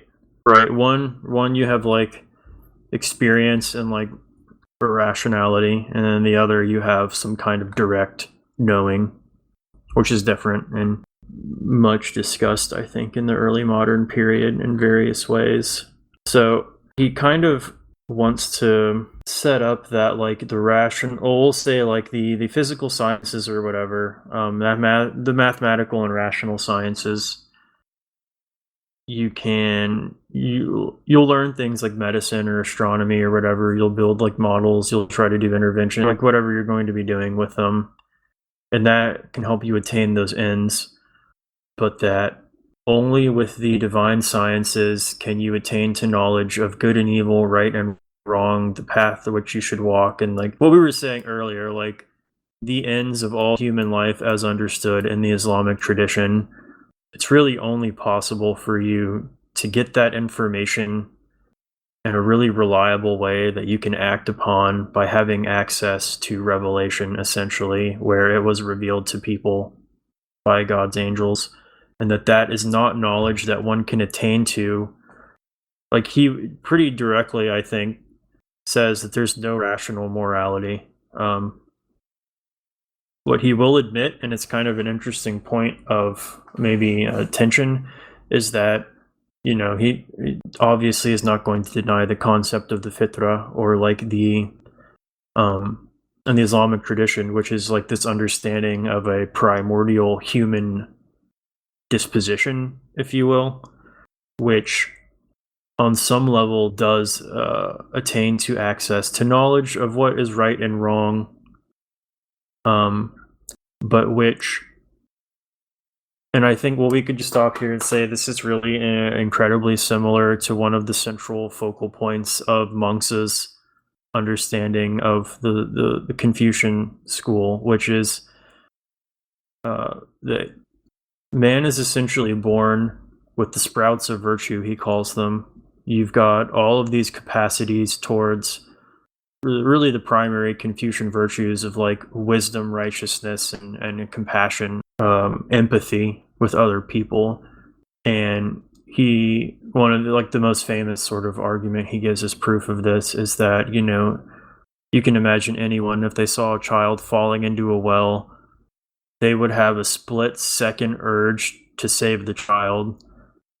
And the difference between people then would not be in their initial capacities or their initial disposition, but the lives that they had led or their physical circumstances after and beyond that, which are perfectly capable of clouding and destroying man's original ethical nature.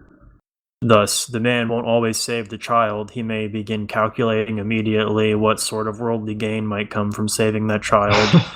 But it would all, Mengzi would say, come after the initial brief spark that says, like, you have to save that person from dying.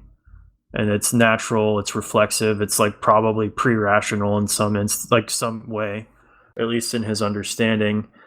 And he likens this kind of capacity to, like, people say, because he was arguing against people who would say, like, human nature is neutral, or human nature maybe even is evil.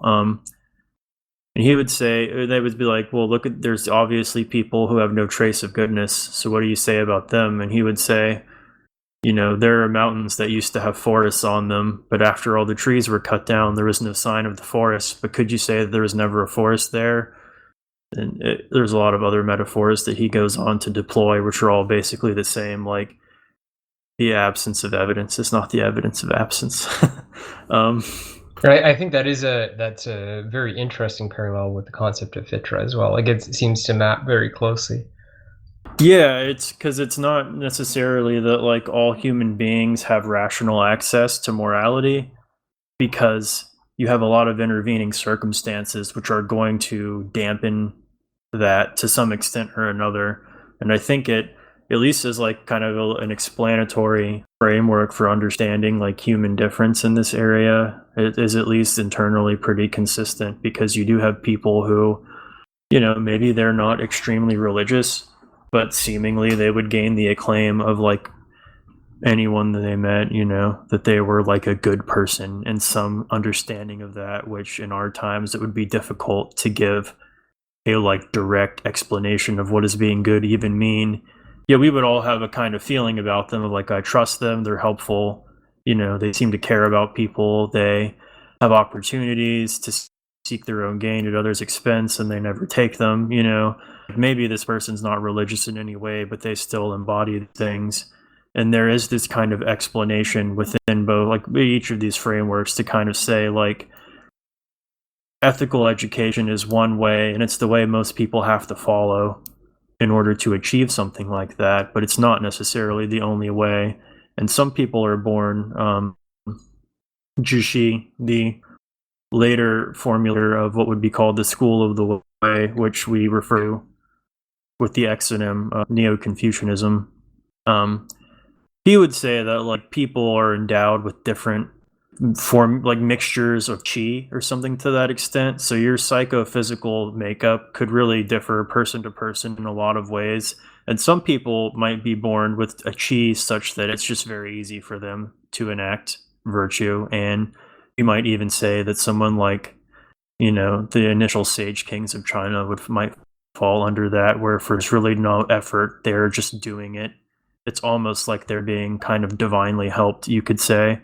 And I mean, that's certainly, like, we have we talk about the prophet, the holy prophet, in the sense that he was, free from sin.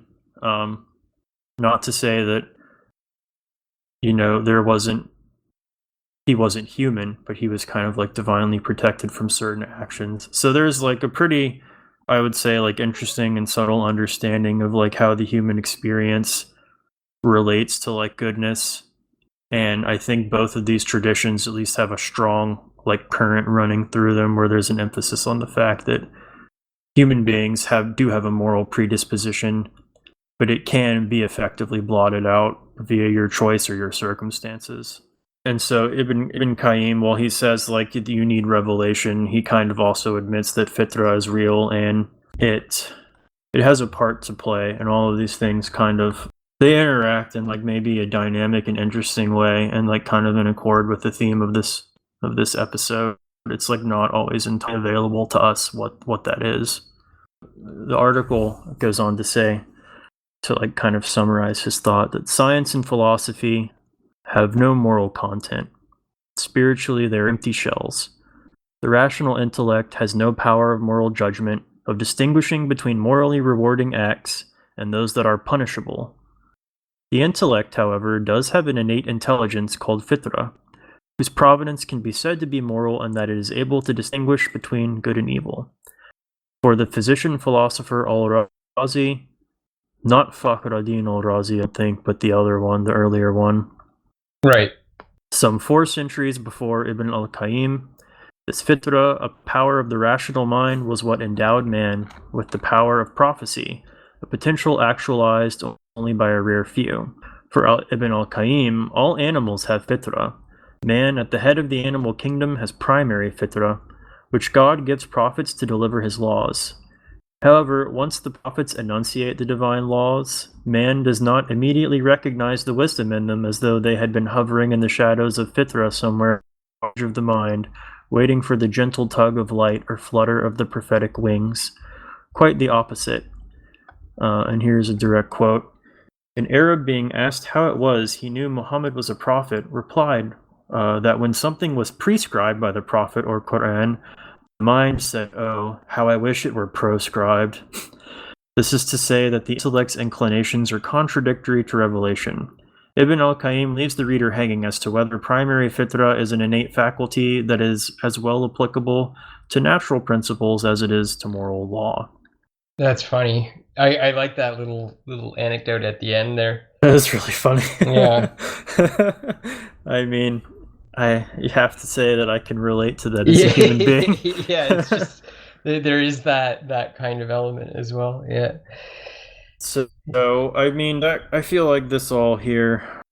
Okay, I'll read one more part, and then we can wrap this section up. According to Ibn al-Qayyim, true Islam neither accepts a fixed and ordered universe operating in predictable cycles through a causal network of effectual relationships from God to grass, nor absolutely rejects it.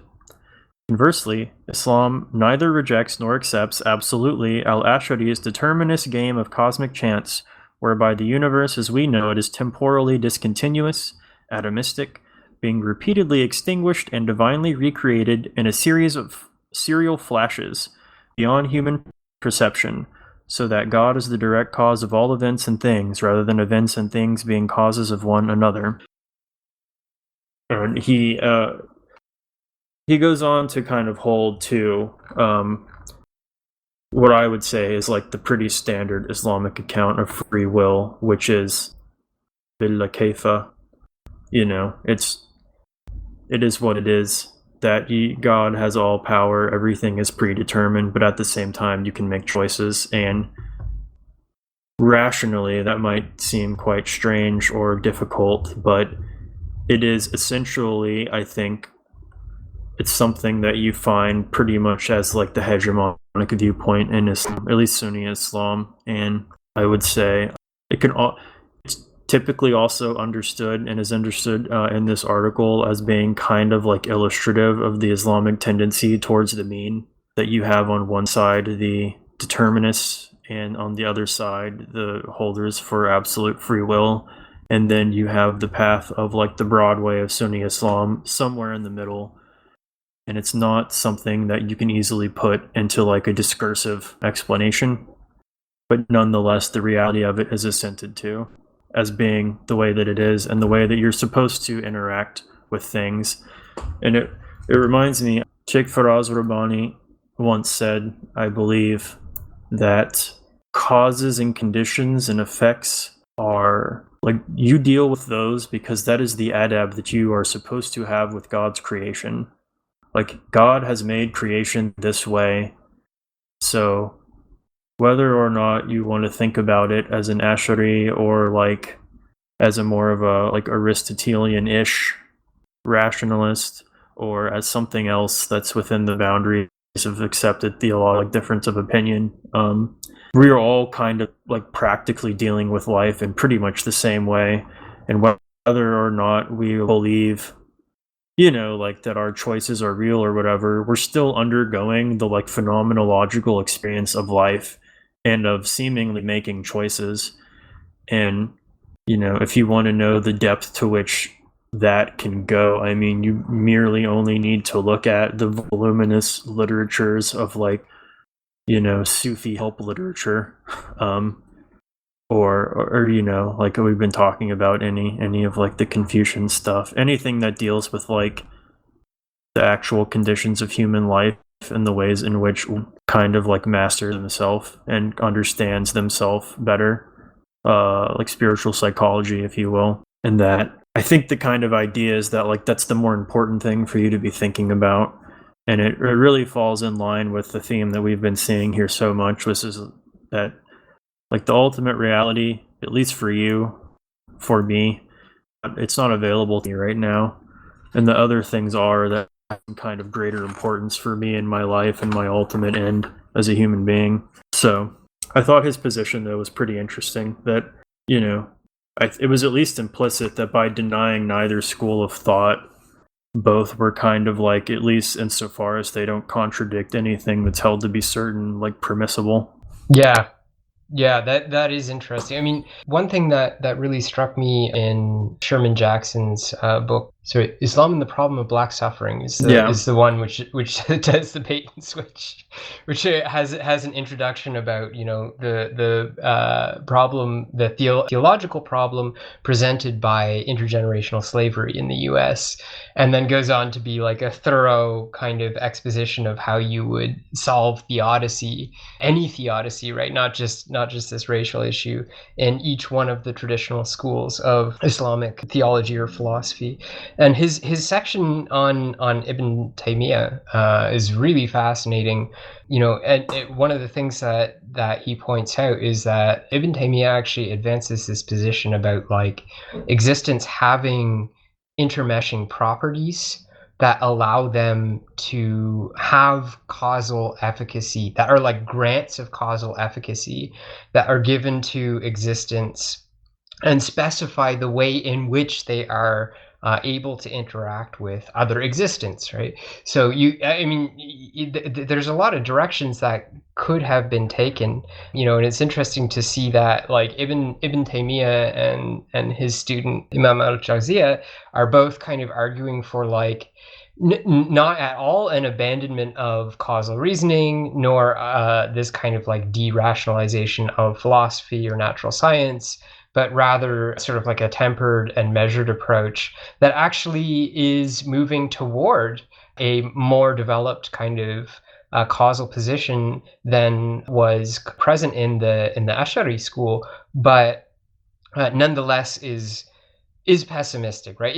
Understands that by definition, any such explanation that you would offer as a particular human under particular circumstances is going to be flawed, right? And you're not going to attain to whatever the truth is about the that particular instance or whatever data set you happen to have.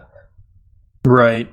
I think another place where it's interesting to me to see kind of how understandings are sort of divergent.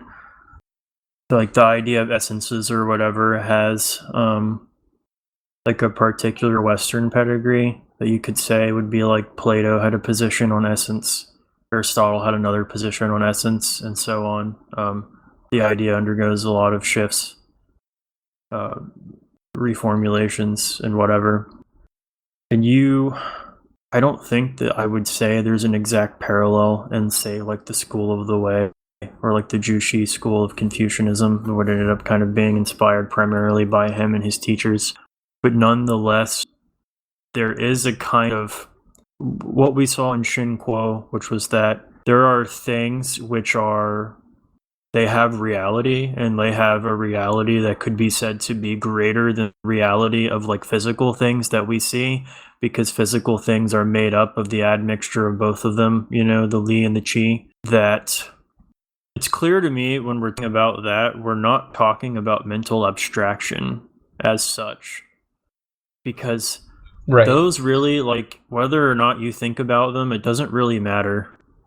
Like, you could kind of go through your whole life, and I'm sure that like 99.99% of Chinese peasants who ever lived went through their lives not thinking that much about the Li and the Qi. So there is a sense in which like these things are not reliant on being like rational, abstractions that are subsuming particulars underneath universals, like this very kind of Aristotelian, Kantian sort of thing. This is something else entirely. You could just say it's just like Eastern metaphysics. It's kind of undertaken a different way. It talks about a different order of reality. And I think that when we talk about, like, is there an idea of essence in Islam, one that's maybe distinct from the falasifa kind of doing an Aristotelian thing? And I think that you could say, like, yeah, you could analogically say that there's something that it's like an analogy maybe for essence as we understand it in like Occidental philosophy, but perhaps similarly to what's going on in China, when you're talking about things at that level, we're not saying that like the essence of man is thinking animal. You know what I mean? We're saying that like there are fundamental levels of existence that are beyond like the apparent, and perhaps some access to them is available to like the saints or sages or whatever. Some of that comes down to us, but by and large it's not extremely important for those of us who are, like myself, pretty undeveloped and sad, miserable things to dwell on. And I think this is kind of the explanation for the fact that there's these large bodies of knowledge and things that are made for like regular people like me, and that there are other levels of knowledge which might be more rarefied or more elite discourses, which typically you're not encouraged to take part in if you're not at that level, because you wouldn't be able to attain to understanding of it. And whatever its purposes are for, like, I can't apprehend that yet because I'm at like a different stage. And I think that you find it in Islam, certainly. I would also say you find it in like Chinese stuff as well, that there's like particularities to the level of human development which kind of prescribe what they should know and what they should be doing with that knowledge. So I think this kind of, not entirely, but it's kind of in distinction it's definitely to the modern Western idea of like what knowledge is, where everyone has a brain. If it's explained to you enough, you'll understand it because you have a brain. You know what I mean? Like, yeah, for sure. Whereas it really just, our understanding of knowledge is that there's no like phenomenological ethical component to it whatsoever. No experiential, at least not in this way. It's like we were saying with Shen Kuo, like he was saying something that's really relevant and really meaningful to a lot of problems, like epistemic and otherwise today. But how many people from like the Western kind of, from a Western mode of thought, could read him and like immediately grasp what he was trying to do without kind of having immediate recourse to like this fuzzy Chinese mystical stuff, like that kind of understanding, which would completely bar you from actually grasping the meaning of what was going on there. There's just sort of an inability to deal with like the aphoristic, or people who understood that language does not map one-to-one onto reality and thus used it appropriately.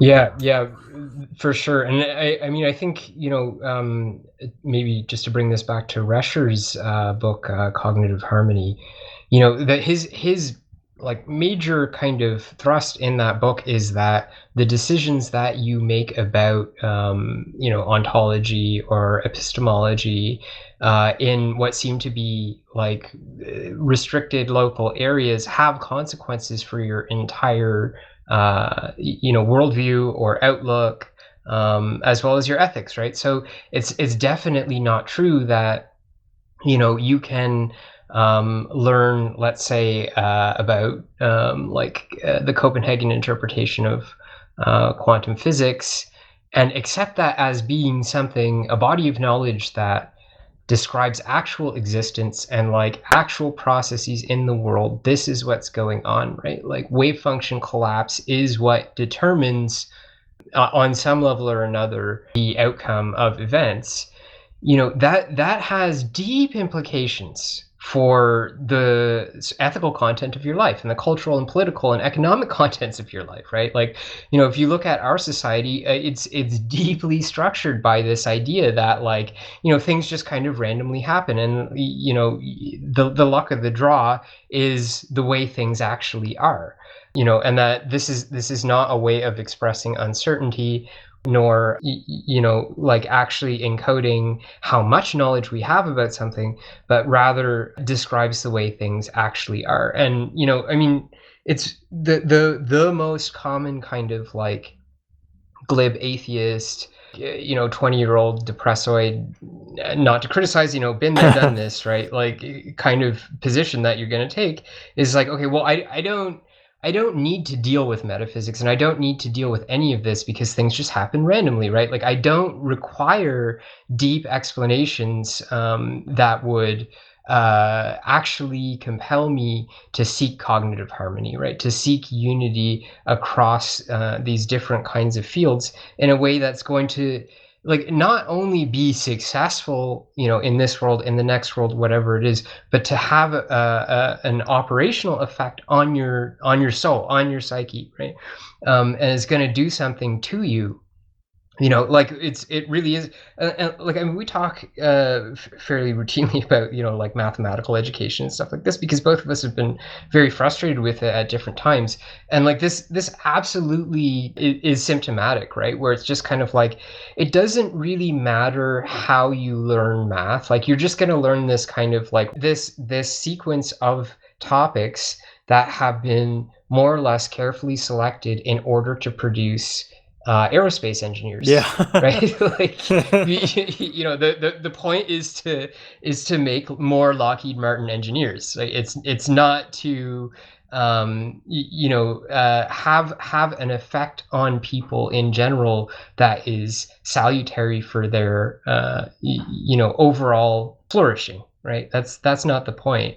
So yeah, definitely. I mean, I think this is probably been one of the most helpful kinds of aspects of both the Islamic and classical Chinese traditions for the both of us, is kind of opening our eyes a little bit to, like, okay, if you don't have a broader perspective in terms of how this all fits in and what you're not saying, right, what's hidden, what's unmeasurable, all of these kinds of things, what could be unmeasurable. I mean, obviously you don't know exactly what's there. If you don't do those things, then that has an effect on, like, your well-being. Like, it can make you sick. I know you, like, I've been sick because of my defective causal reasoning about the world.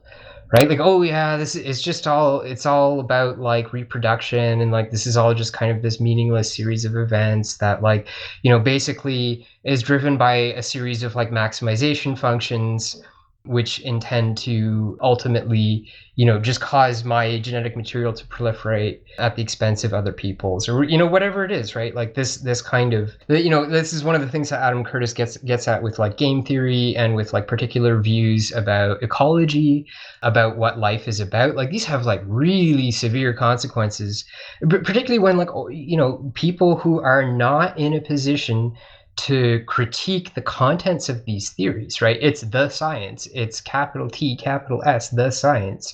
And these days you can't dissent, right? Like, or you're canceled. You're done. So, I mean, at least in certain social milieus.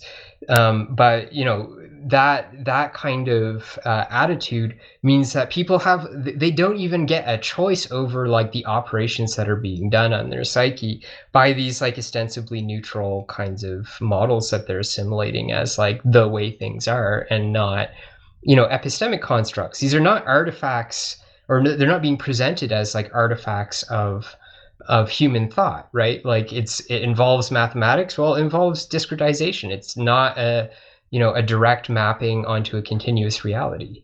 I guess the Escharis would say, well, reality is not continuous, so that's your problem. But yeah, but I mean, I think we can definitely say that for the both of us, I mean, this is an extremely important point, right? Like, that your commitments with regard to even your supposedly neutral scientific ontology are going to have direct effects on what kind of a society you live in, what kind of a family you have, what kinds of decisions you're making, and what kinds of goods you're actually able to obtain with, like, it doesn't matter how good your models are. If what your models are doing to you is making you sick, then you're simply not going to be able to predict and control phenomena in a way that produces benefits for others. Right. And I think that it also can feed the other way. One of Dr. Sherman Jackson's, I think, great points was about the structures of plausibility idea, that when the things like in your social world, or like even, social and other kind of related things, when those sort of reinforce a Weltanschauung, I guess you can say, it becomes that much easier to like embody it. And this is like really, I think, one of the major conservative ideas these days and prior is like, what's the function of society? It's to make the good life possible, or whatever. It's to make virtue possible. If you're like a Christian or whatever, then it's like to make attaining salvation possible, like, or at least more probable.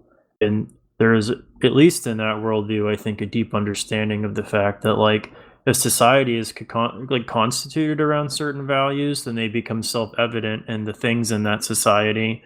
Or it's like Heidegger saying that like art is what a society valued the most. You find it in the art and the way that the art is. And those things, like as much as your mental framework kind of is how you're going to deal with the world on every level, so too does the world kind of send back into you its contents, and you mirror it as well in a kind of dual motion sort of thing. And I think that because we often say like, well, when I was just, as we've said, like a callow atheist, it always seemed like, I want to believe, but it's just so hard because of the cold of rationality has dispelled from our lives this like comforting illusions of faith. And I think that that's how people really thought about it. But the freedom from that came to realizing how like contextual that is, like how socially specific that is, how socially informed that is. And like you start to ask like, well, would I feel this way if I didn't live in a society like dominated by greed and pornography? Like maybe not. Yeah. And if I travel back in time and murdered H.P. Lovecraft,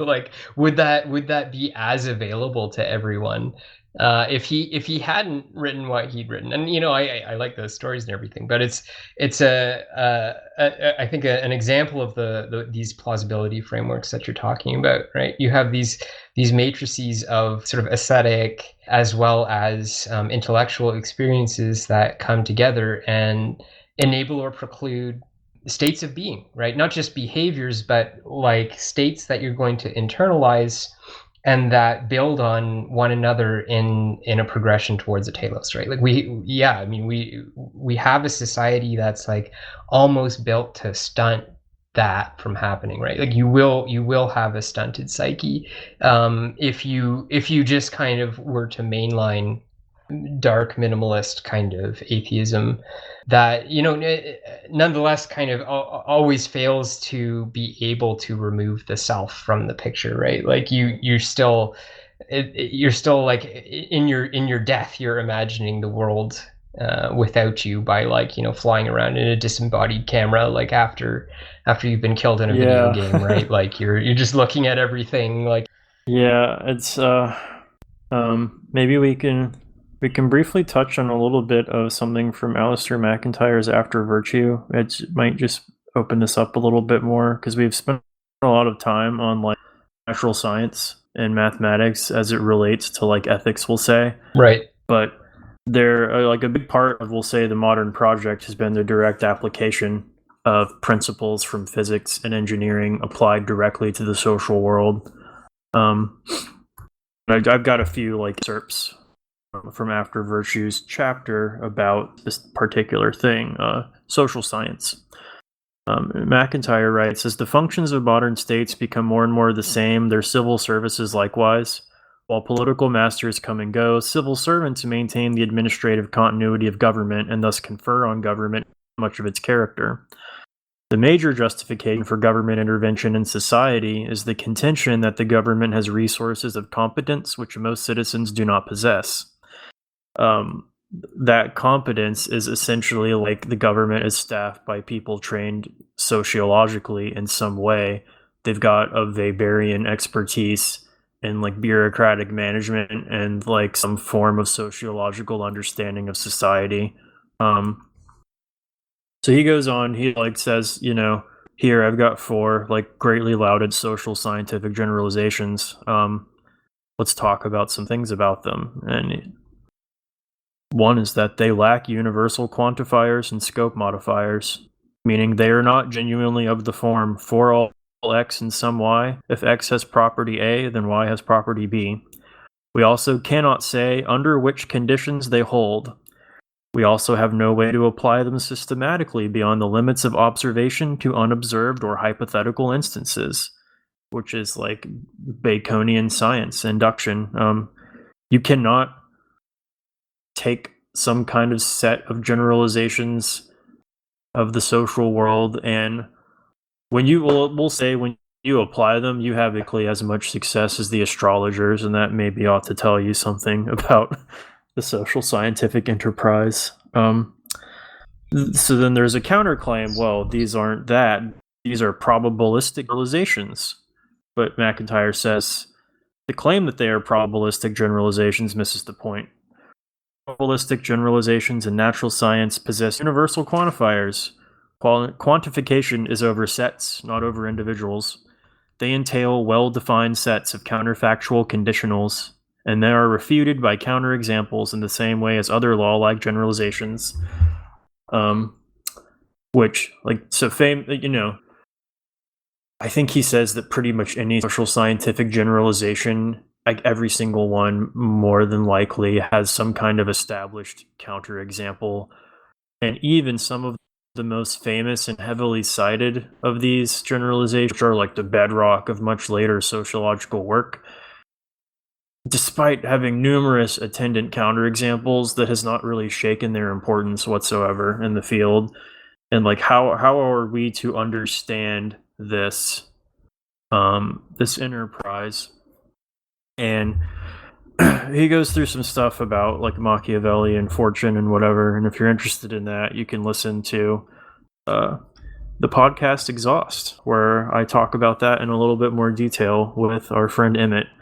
But for the purposes of this podcast, he moves into game theory, and he basically says, like, here's the thing: game theory, games, examples in books about game theory, like those always contain a determinate set of players and like a determinate area of play, like some mixture of those things. And so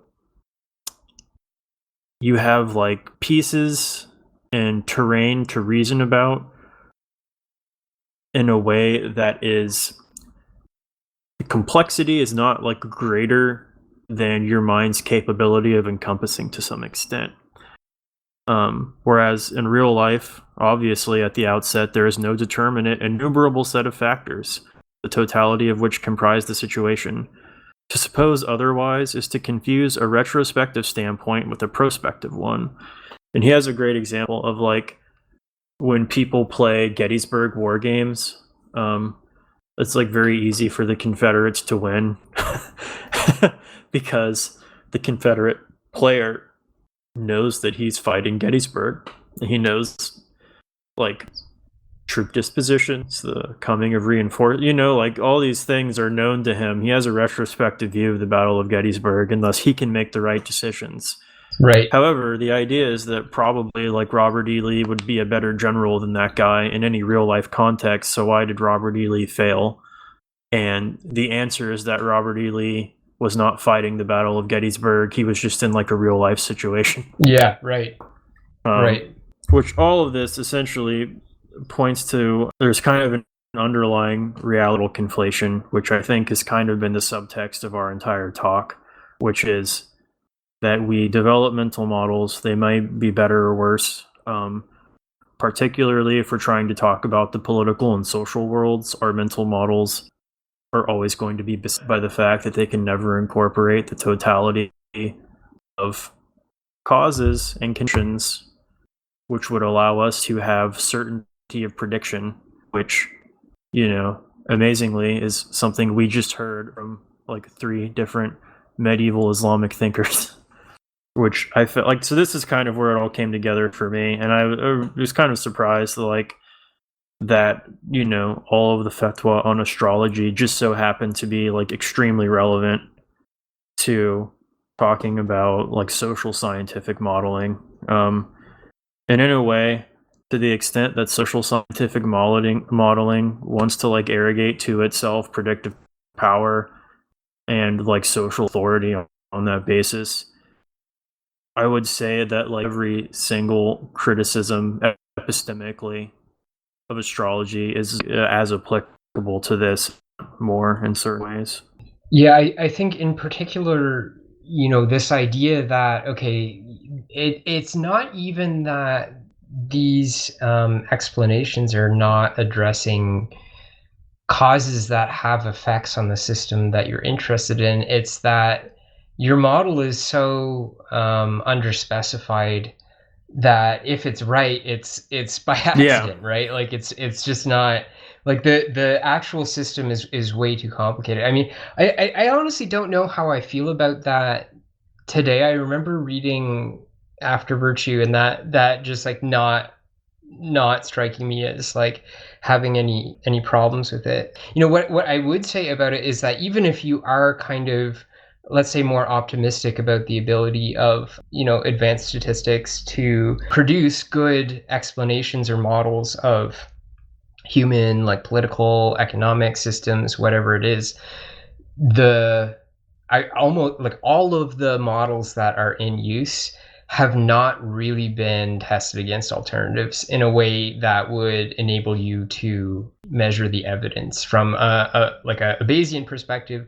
You would want to know what the model evidence is for these models, given what we're talking about, right? Like, so he's talking about counterexamples. I mean, like, I think we'll come back to this. I think this is going to lead into at least a couple episodes. But I think what Feyerabend, the philosopher of science, Feyerabend, would say about this is that it's not remarkable that these explanations have counterexamples in the data, right? Like all scientific explanations ignore things that are inconvenient for the explanation, and you have to, or otherwise, like you're just going to have explanatory chaos. There are just way too many different data sets that were generated under different presumptions and so on and so forth.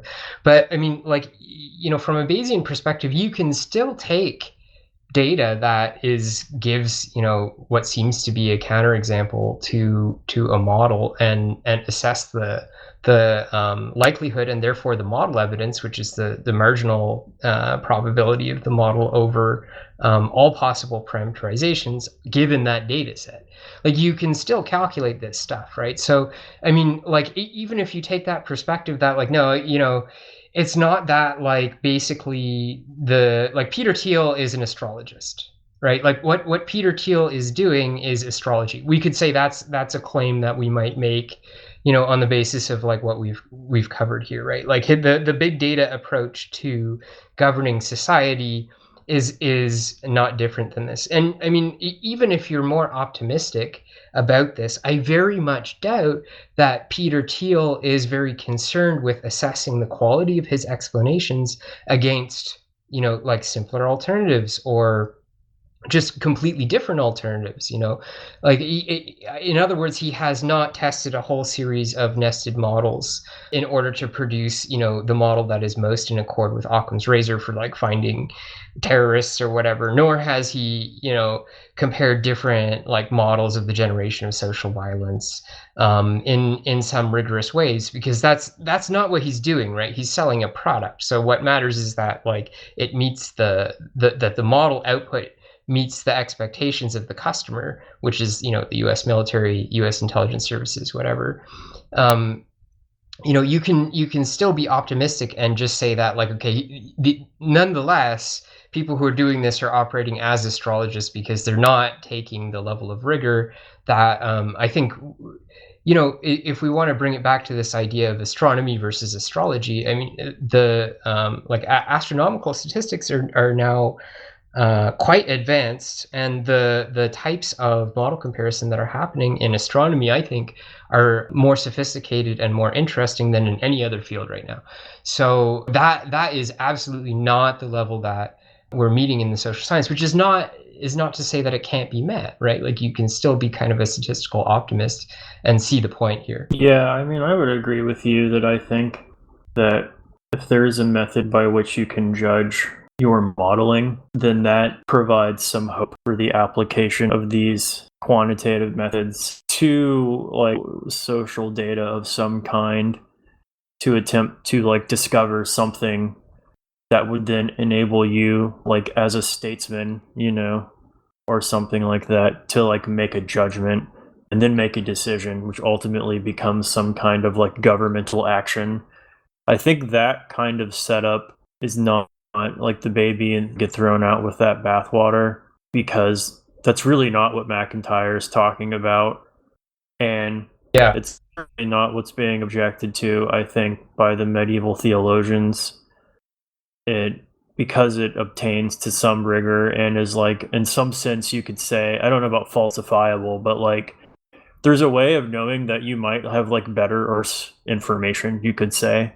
Like there's a method by which that knowledge could be obtained, and thus you could at least take some stock of what you're dealing with rather than just kind of like using something that just could be completely awful for whatever you're trying to optimize for, and like you have a way to know, which is something.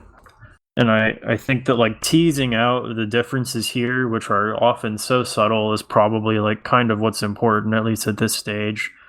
Like, what are we talking about and what are we doing and what's the difference between those things?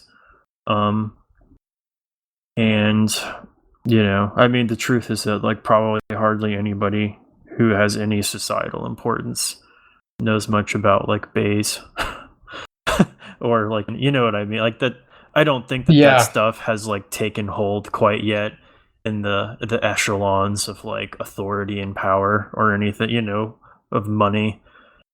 At least not that I've heard of. Yeah, part of the reason for that, I mean, again, to take up a Feyerabend'ian view here, the activity of science and of philosophy and of art and of magic and all of these kinds of things, these sorts of activities are social activities which inevitably revolve around claims to orthodoxy. Right, because you can think of this in a very kind of like crass materialist way if you want. Like, there's a limited amount of like social resource to kind of supply all of these contending ideologies with adherence and cultural energy and so on and so forth. And so there inevitably is this kind of contest. But I mean, I think it's just implied by the fact that like humans can conceive of things that are metaphysically contradictory, right? Like, you're always going to be bumping into people who are making claims that contradict your particular view of how things are.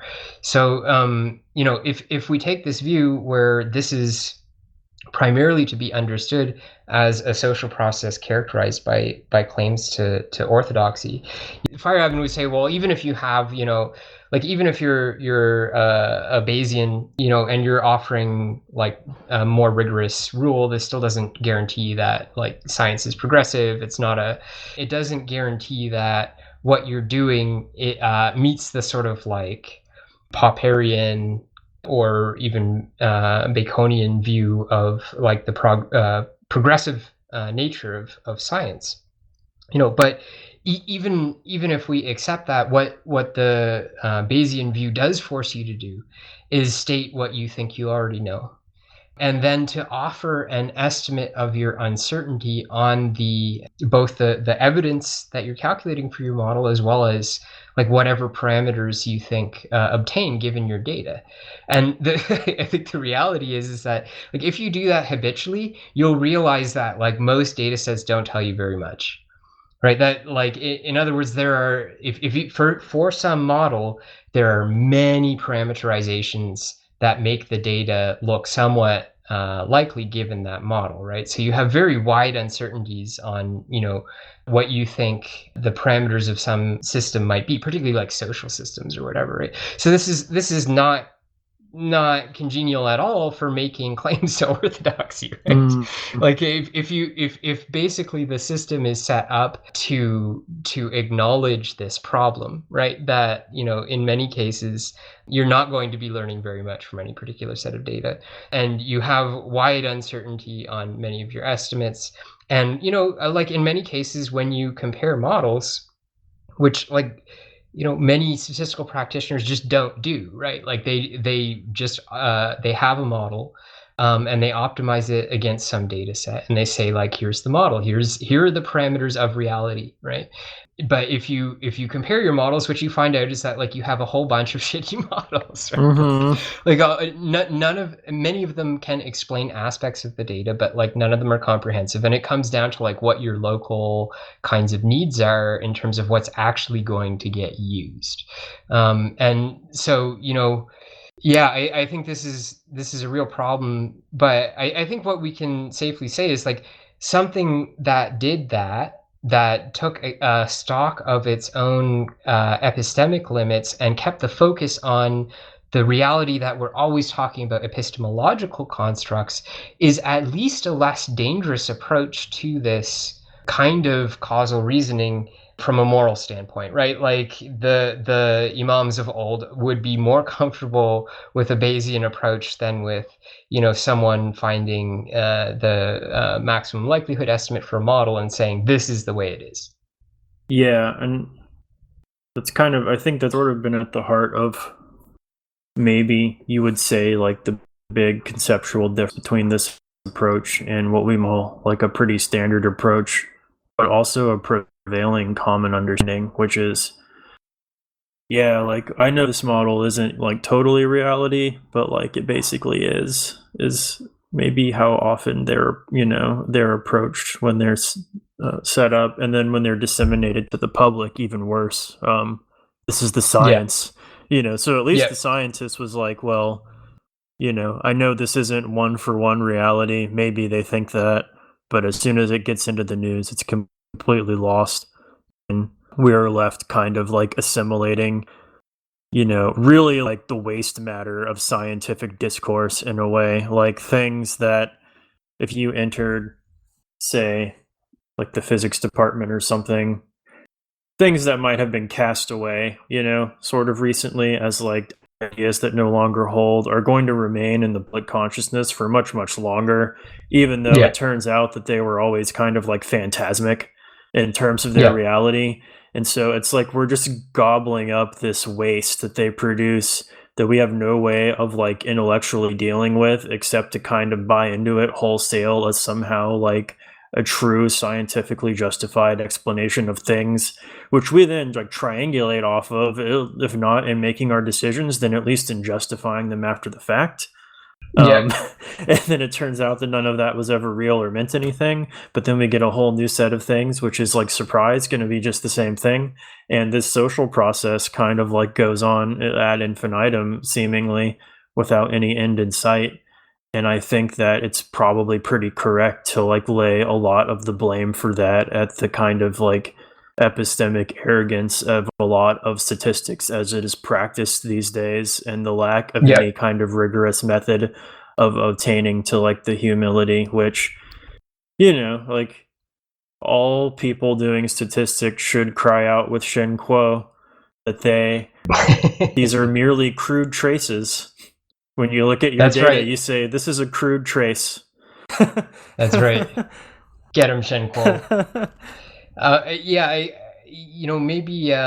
Maybe we'll kind of wrap up there. I think we kind of laid out some of the bits and pieces I think that we want to come back to in different ways here, and really, I think it is important to get at this social process, because you have no choice, right? Like, if you want to be able, I mean, even just personally, like, okay, I have some experiments I'm doing in my basement, right? Like if you want those, little kinds of contributions that you're making to have an effect, you really have to take this seriously, right? Because it's in order to make a claim to orthodoxy, right, which is ultimately what we need to do here to kind of unseat, not us personally, but like someone out there. Someone out there is going to be doing this at some point, right? Is going to be overturning this social commitment that we have in one way or another, and they're going to need to incorporate like a quantitative element to this argument, right? Like, it just, nobody cares about anything that doesn't make some reference to measurement, and maybe good reasons for that. Like, we can talk about the extent to which measurement is kind of like a foundational aspect of civilization governance to begin with. But yeah, like I think it's just, I don't know. I mean, for me, anyways, I would just end with kind of like just a reminder that like the origin of the term statistics is from state, right? Like, these are, again, we're not even really concerned maybe necessarily with like the beliefs of individual scientists or individual people, although that does have like cultural effects. But ultimately, like, the decisions that are being made now are being made, that affect us all, are being made by very few people. They're being made on the basis of quantitative models, and those models have not been compared to alternatives in general, right? So this is a big problem that we're all going to be dealing with, particularly in the COVID context, for years and years and years and years. And if we don't wrap our heads around this, like, there's just no telling how scary this really could become. Yeah, we'll have to sadly cry out that true science has died if something doesn't really change in that sphere. Because I think you could say, like, well, at least like the emir or whatever, he didn't have that much power, right? Like, he collected taxes and fought sometimes, and then enjoyed his pleasures in the palace or whatever, and that kind of thing. But like, he stayed out of your life for the most part. But like, in terms of the modern nation state and its capabilities, institutions, and like the penetration which it has, is quite a bit different than that. And if we consider that they're being advised by people who might be likened to astrologers, that should be a little concerning, I think.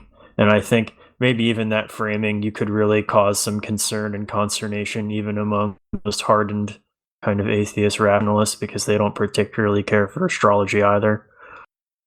yeah, and I probably in the spirit of scientific ecumenicalism. I mean, I think everyone recognizes that, like, you don't necessarily want to give an explanation with an explicitly theological background. Like, it's kind of like being an Ash'ari kind of implies being rude if you're a scientist, right? Because like, anytime someone asks you how does something happen, what's going on, it's just like, well, God's doing it. Just shut up, right? Like, so hopefully any kind of improvement that might be offered would be acceptable, irrespective of your metaphysical commitments. Yeah, which at least we can admit that they exist.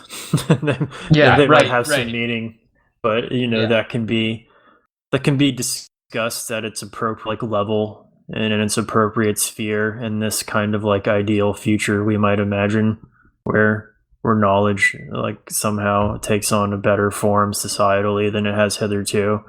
I mean, we didn't really get a chance to go into it, and it's like marginally applicable, but it's kind of like Kantbot's soapbox for the past while has been like similar stuff in terms of reality model conflation. But I think he really hones the aspects of the fact that we like have really reified ideas of like society and the world economy as less like real object, that has some kind of like independent reality, or like the abstraction of like individual like things that creates that up somehow, like they're the same thing and it's real or whatever. And how this is, I would say, to the right.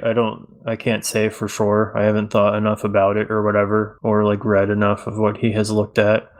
But to the extent that he's right, it's likely because of what we were talking about, or like that they're like very intimately related, like these processes of social reasoning, having kind of continually grown in the context of like the total state, if you will, which seeks kind of like we could say a completely hubristic level of control and like command of things, and that whatever ends that might have been originally like meant to point toward, like now it is kind of just in service of like global wealth transfers, like to the people who have kind of been that for like the past 100 or so years, you know, like looking at the trajectory of like the modern state project and like who kind of makes up its upper echelon, who makes the decisions and things, like that all has some relationship, which, you know, I think like just say like similar to trying to tease this out, establish differences where there are some distinctions where they may be necessary. It doesn't just have bearing, I guess, on like the world of science, even insofar as that has bearing on the world of governance directly, in that they kind of rely on some form of statistical expertise to make decisions, but also like you know, our very idea of like what the world is, the society is, the things like that, like how that all is, and the way in which those ideas kind of serve as like self-justifications for their continuance, no matter what. You know, also is kind of like related to this in the sense that I think Rescher would say it's all like one thing, or at least it's all feeding into each other, whether you like it or not. Like even though you've committed yourself to some small subset of things that you're working on, and you kind of hope that you can just make that perfect and not worry about other stuff, and some like, you know, like those walls will not stand because everything is kind of like informing everything else when you talk about systems of knowledge. Yeah, I think that's right on, right? Like, you know, lots of us thought we were just studying physical science, but you know, the material implied our own cage, you know, and we just couldn't apprehend that until, you know, now we're living in it. It's very obvious, you know, the way that this is coming to pass now. And you know, I think probably the term might be biopolitical. You know, the biopolitical ramifications of this kind of thinking, of this kind of causal explanation user. And yeah, we've got to stop them. We've got to combat them.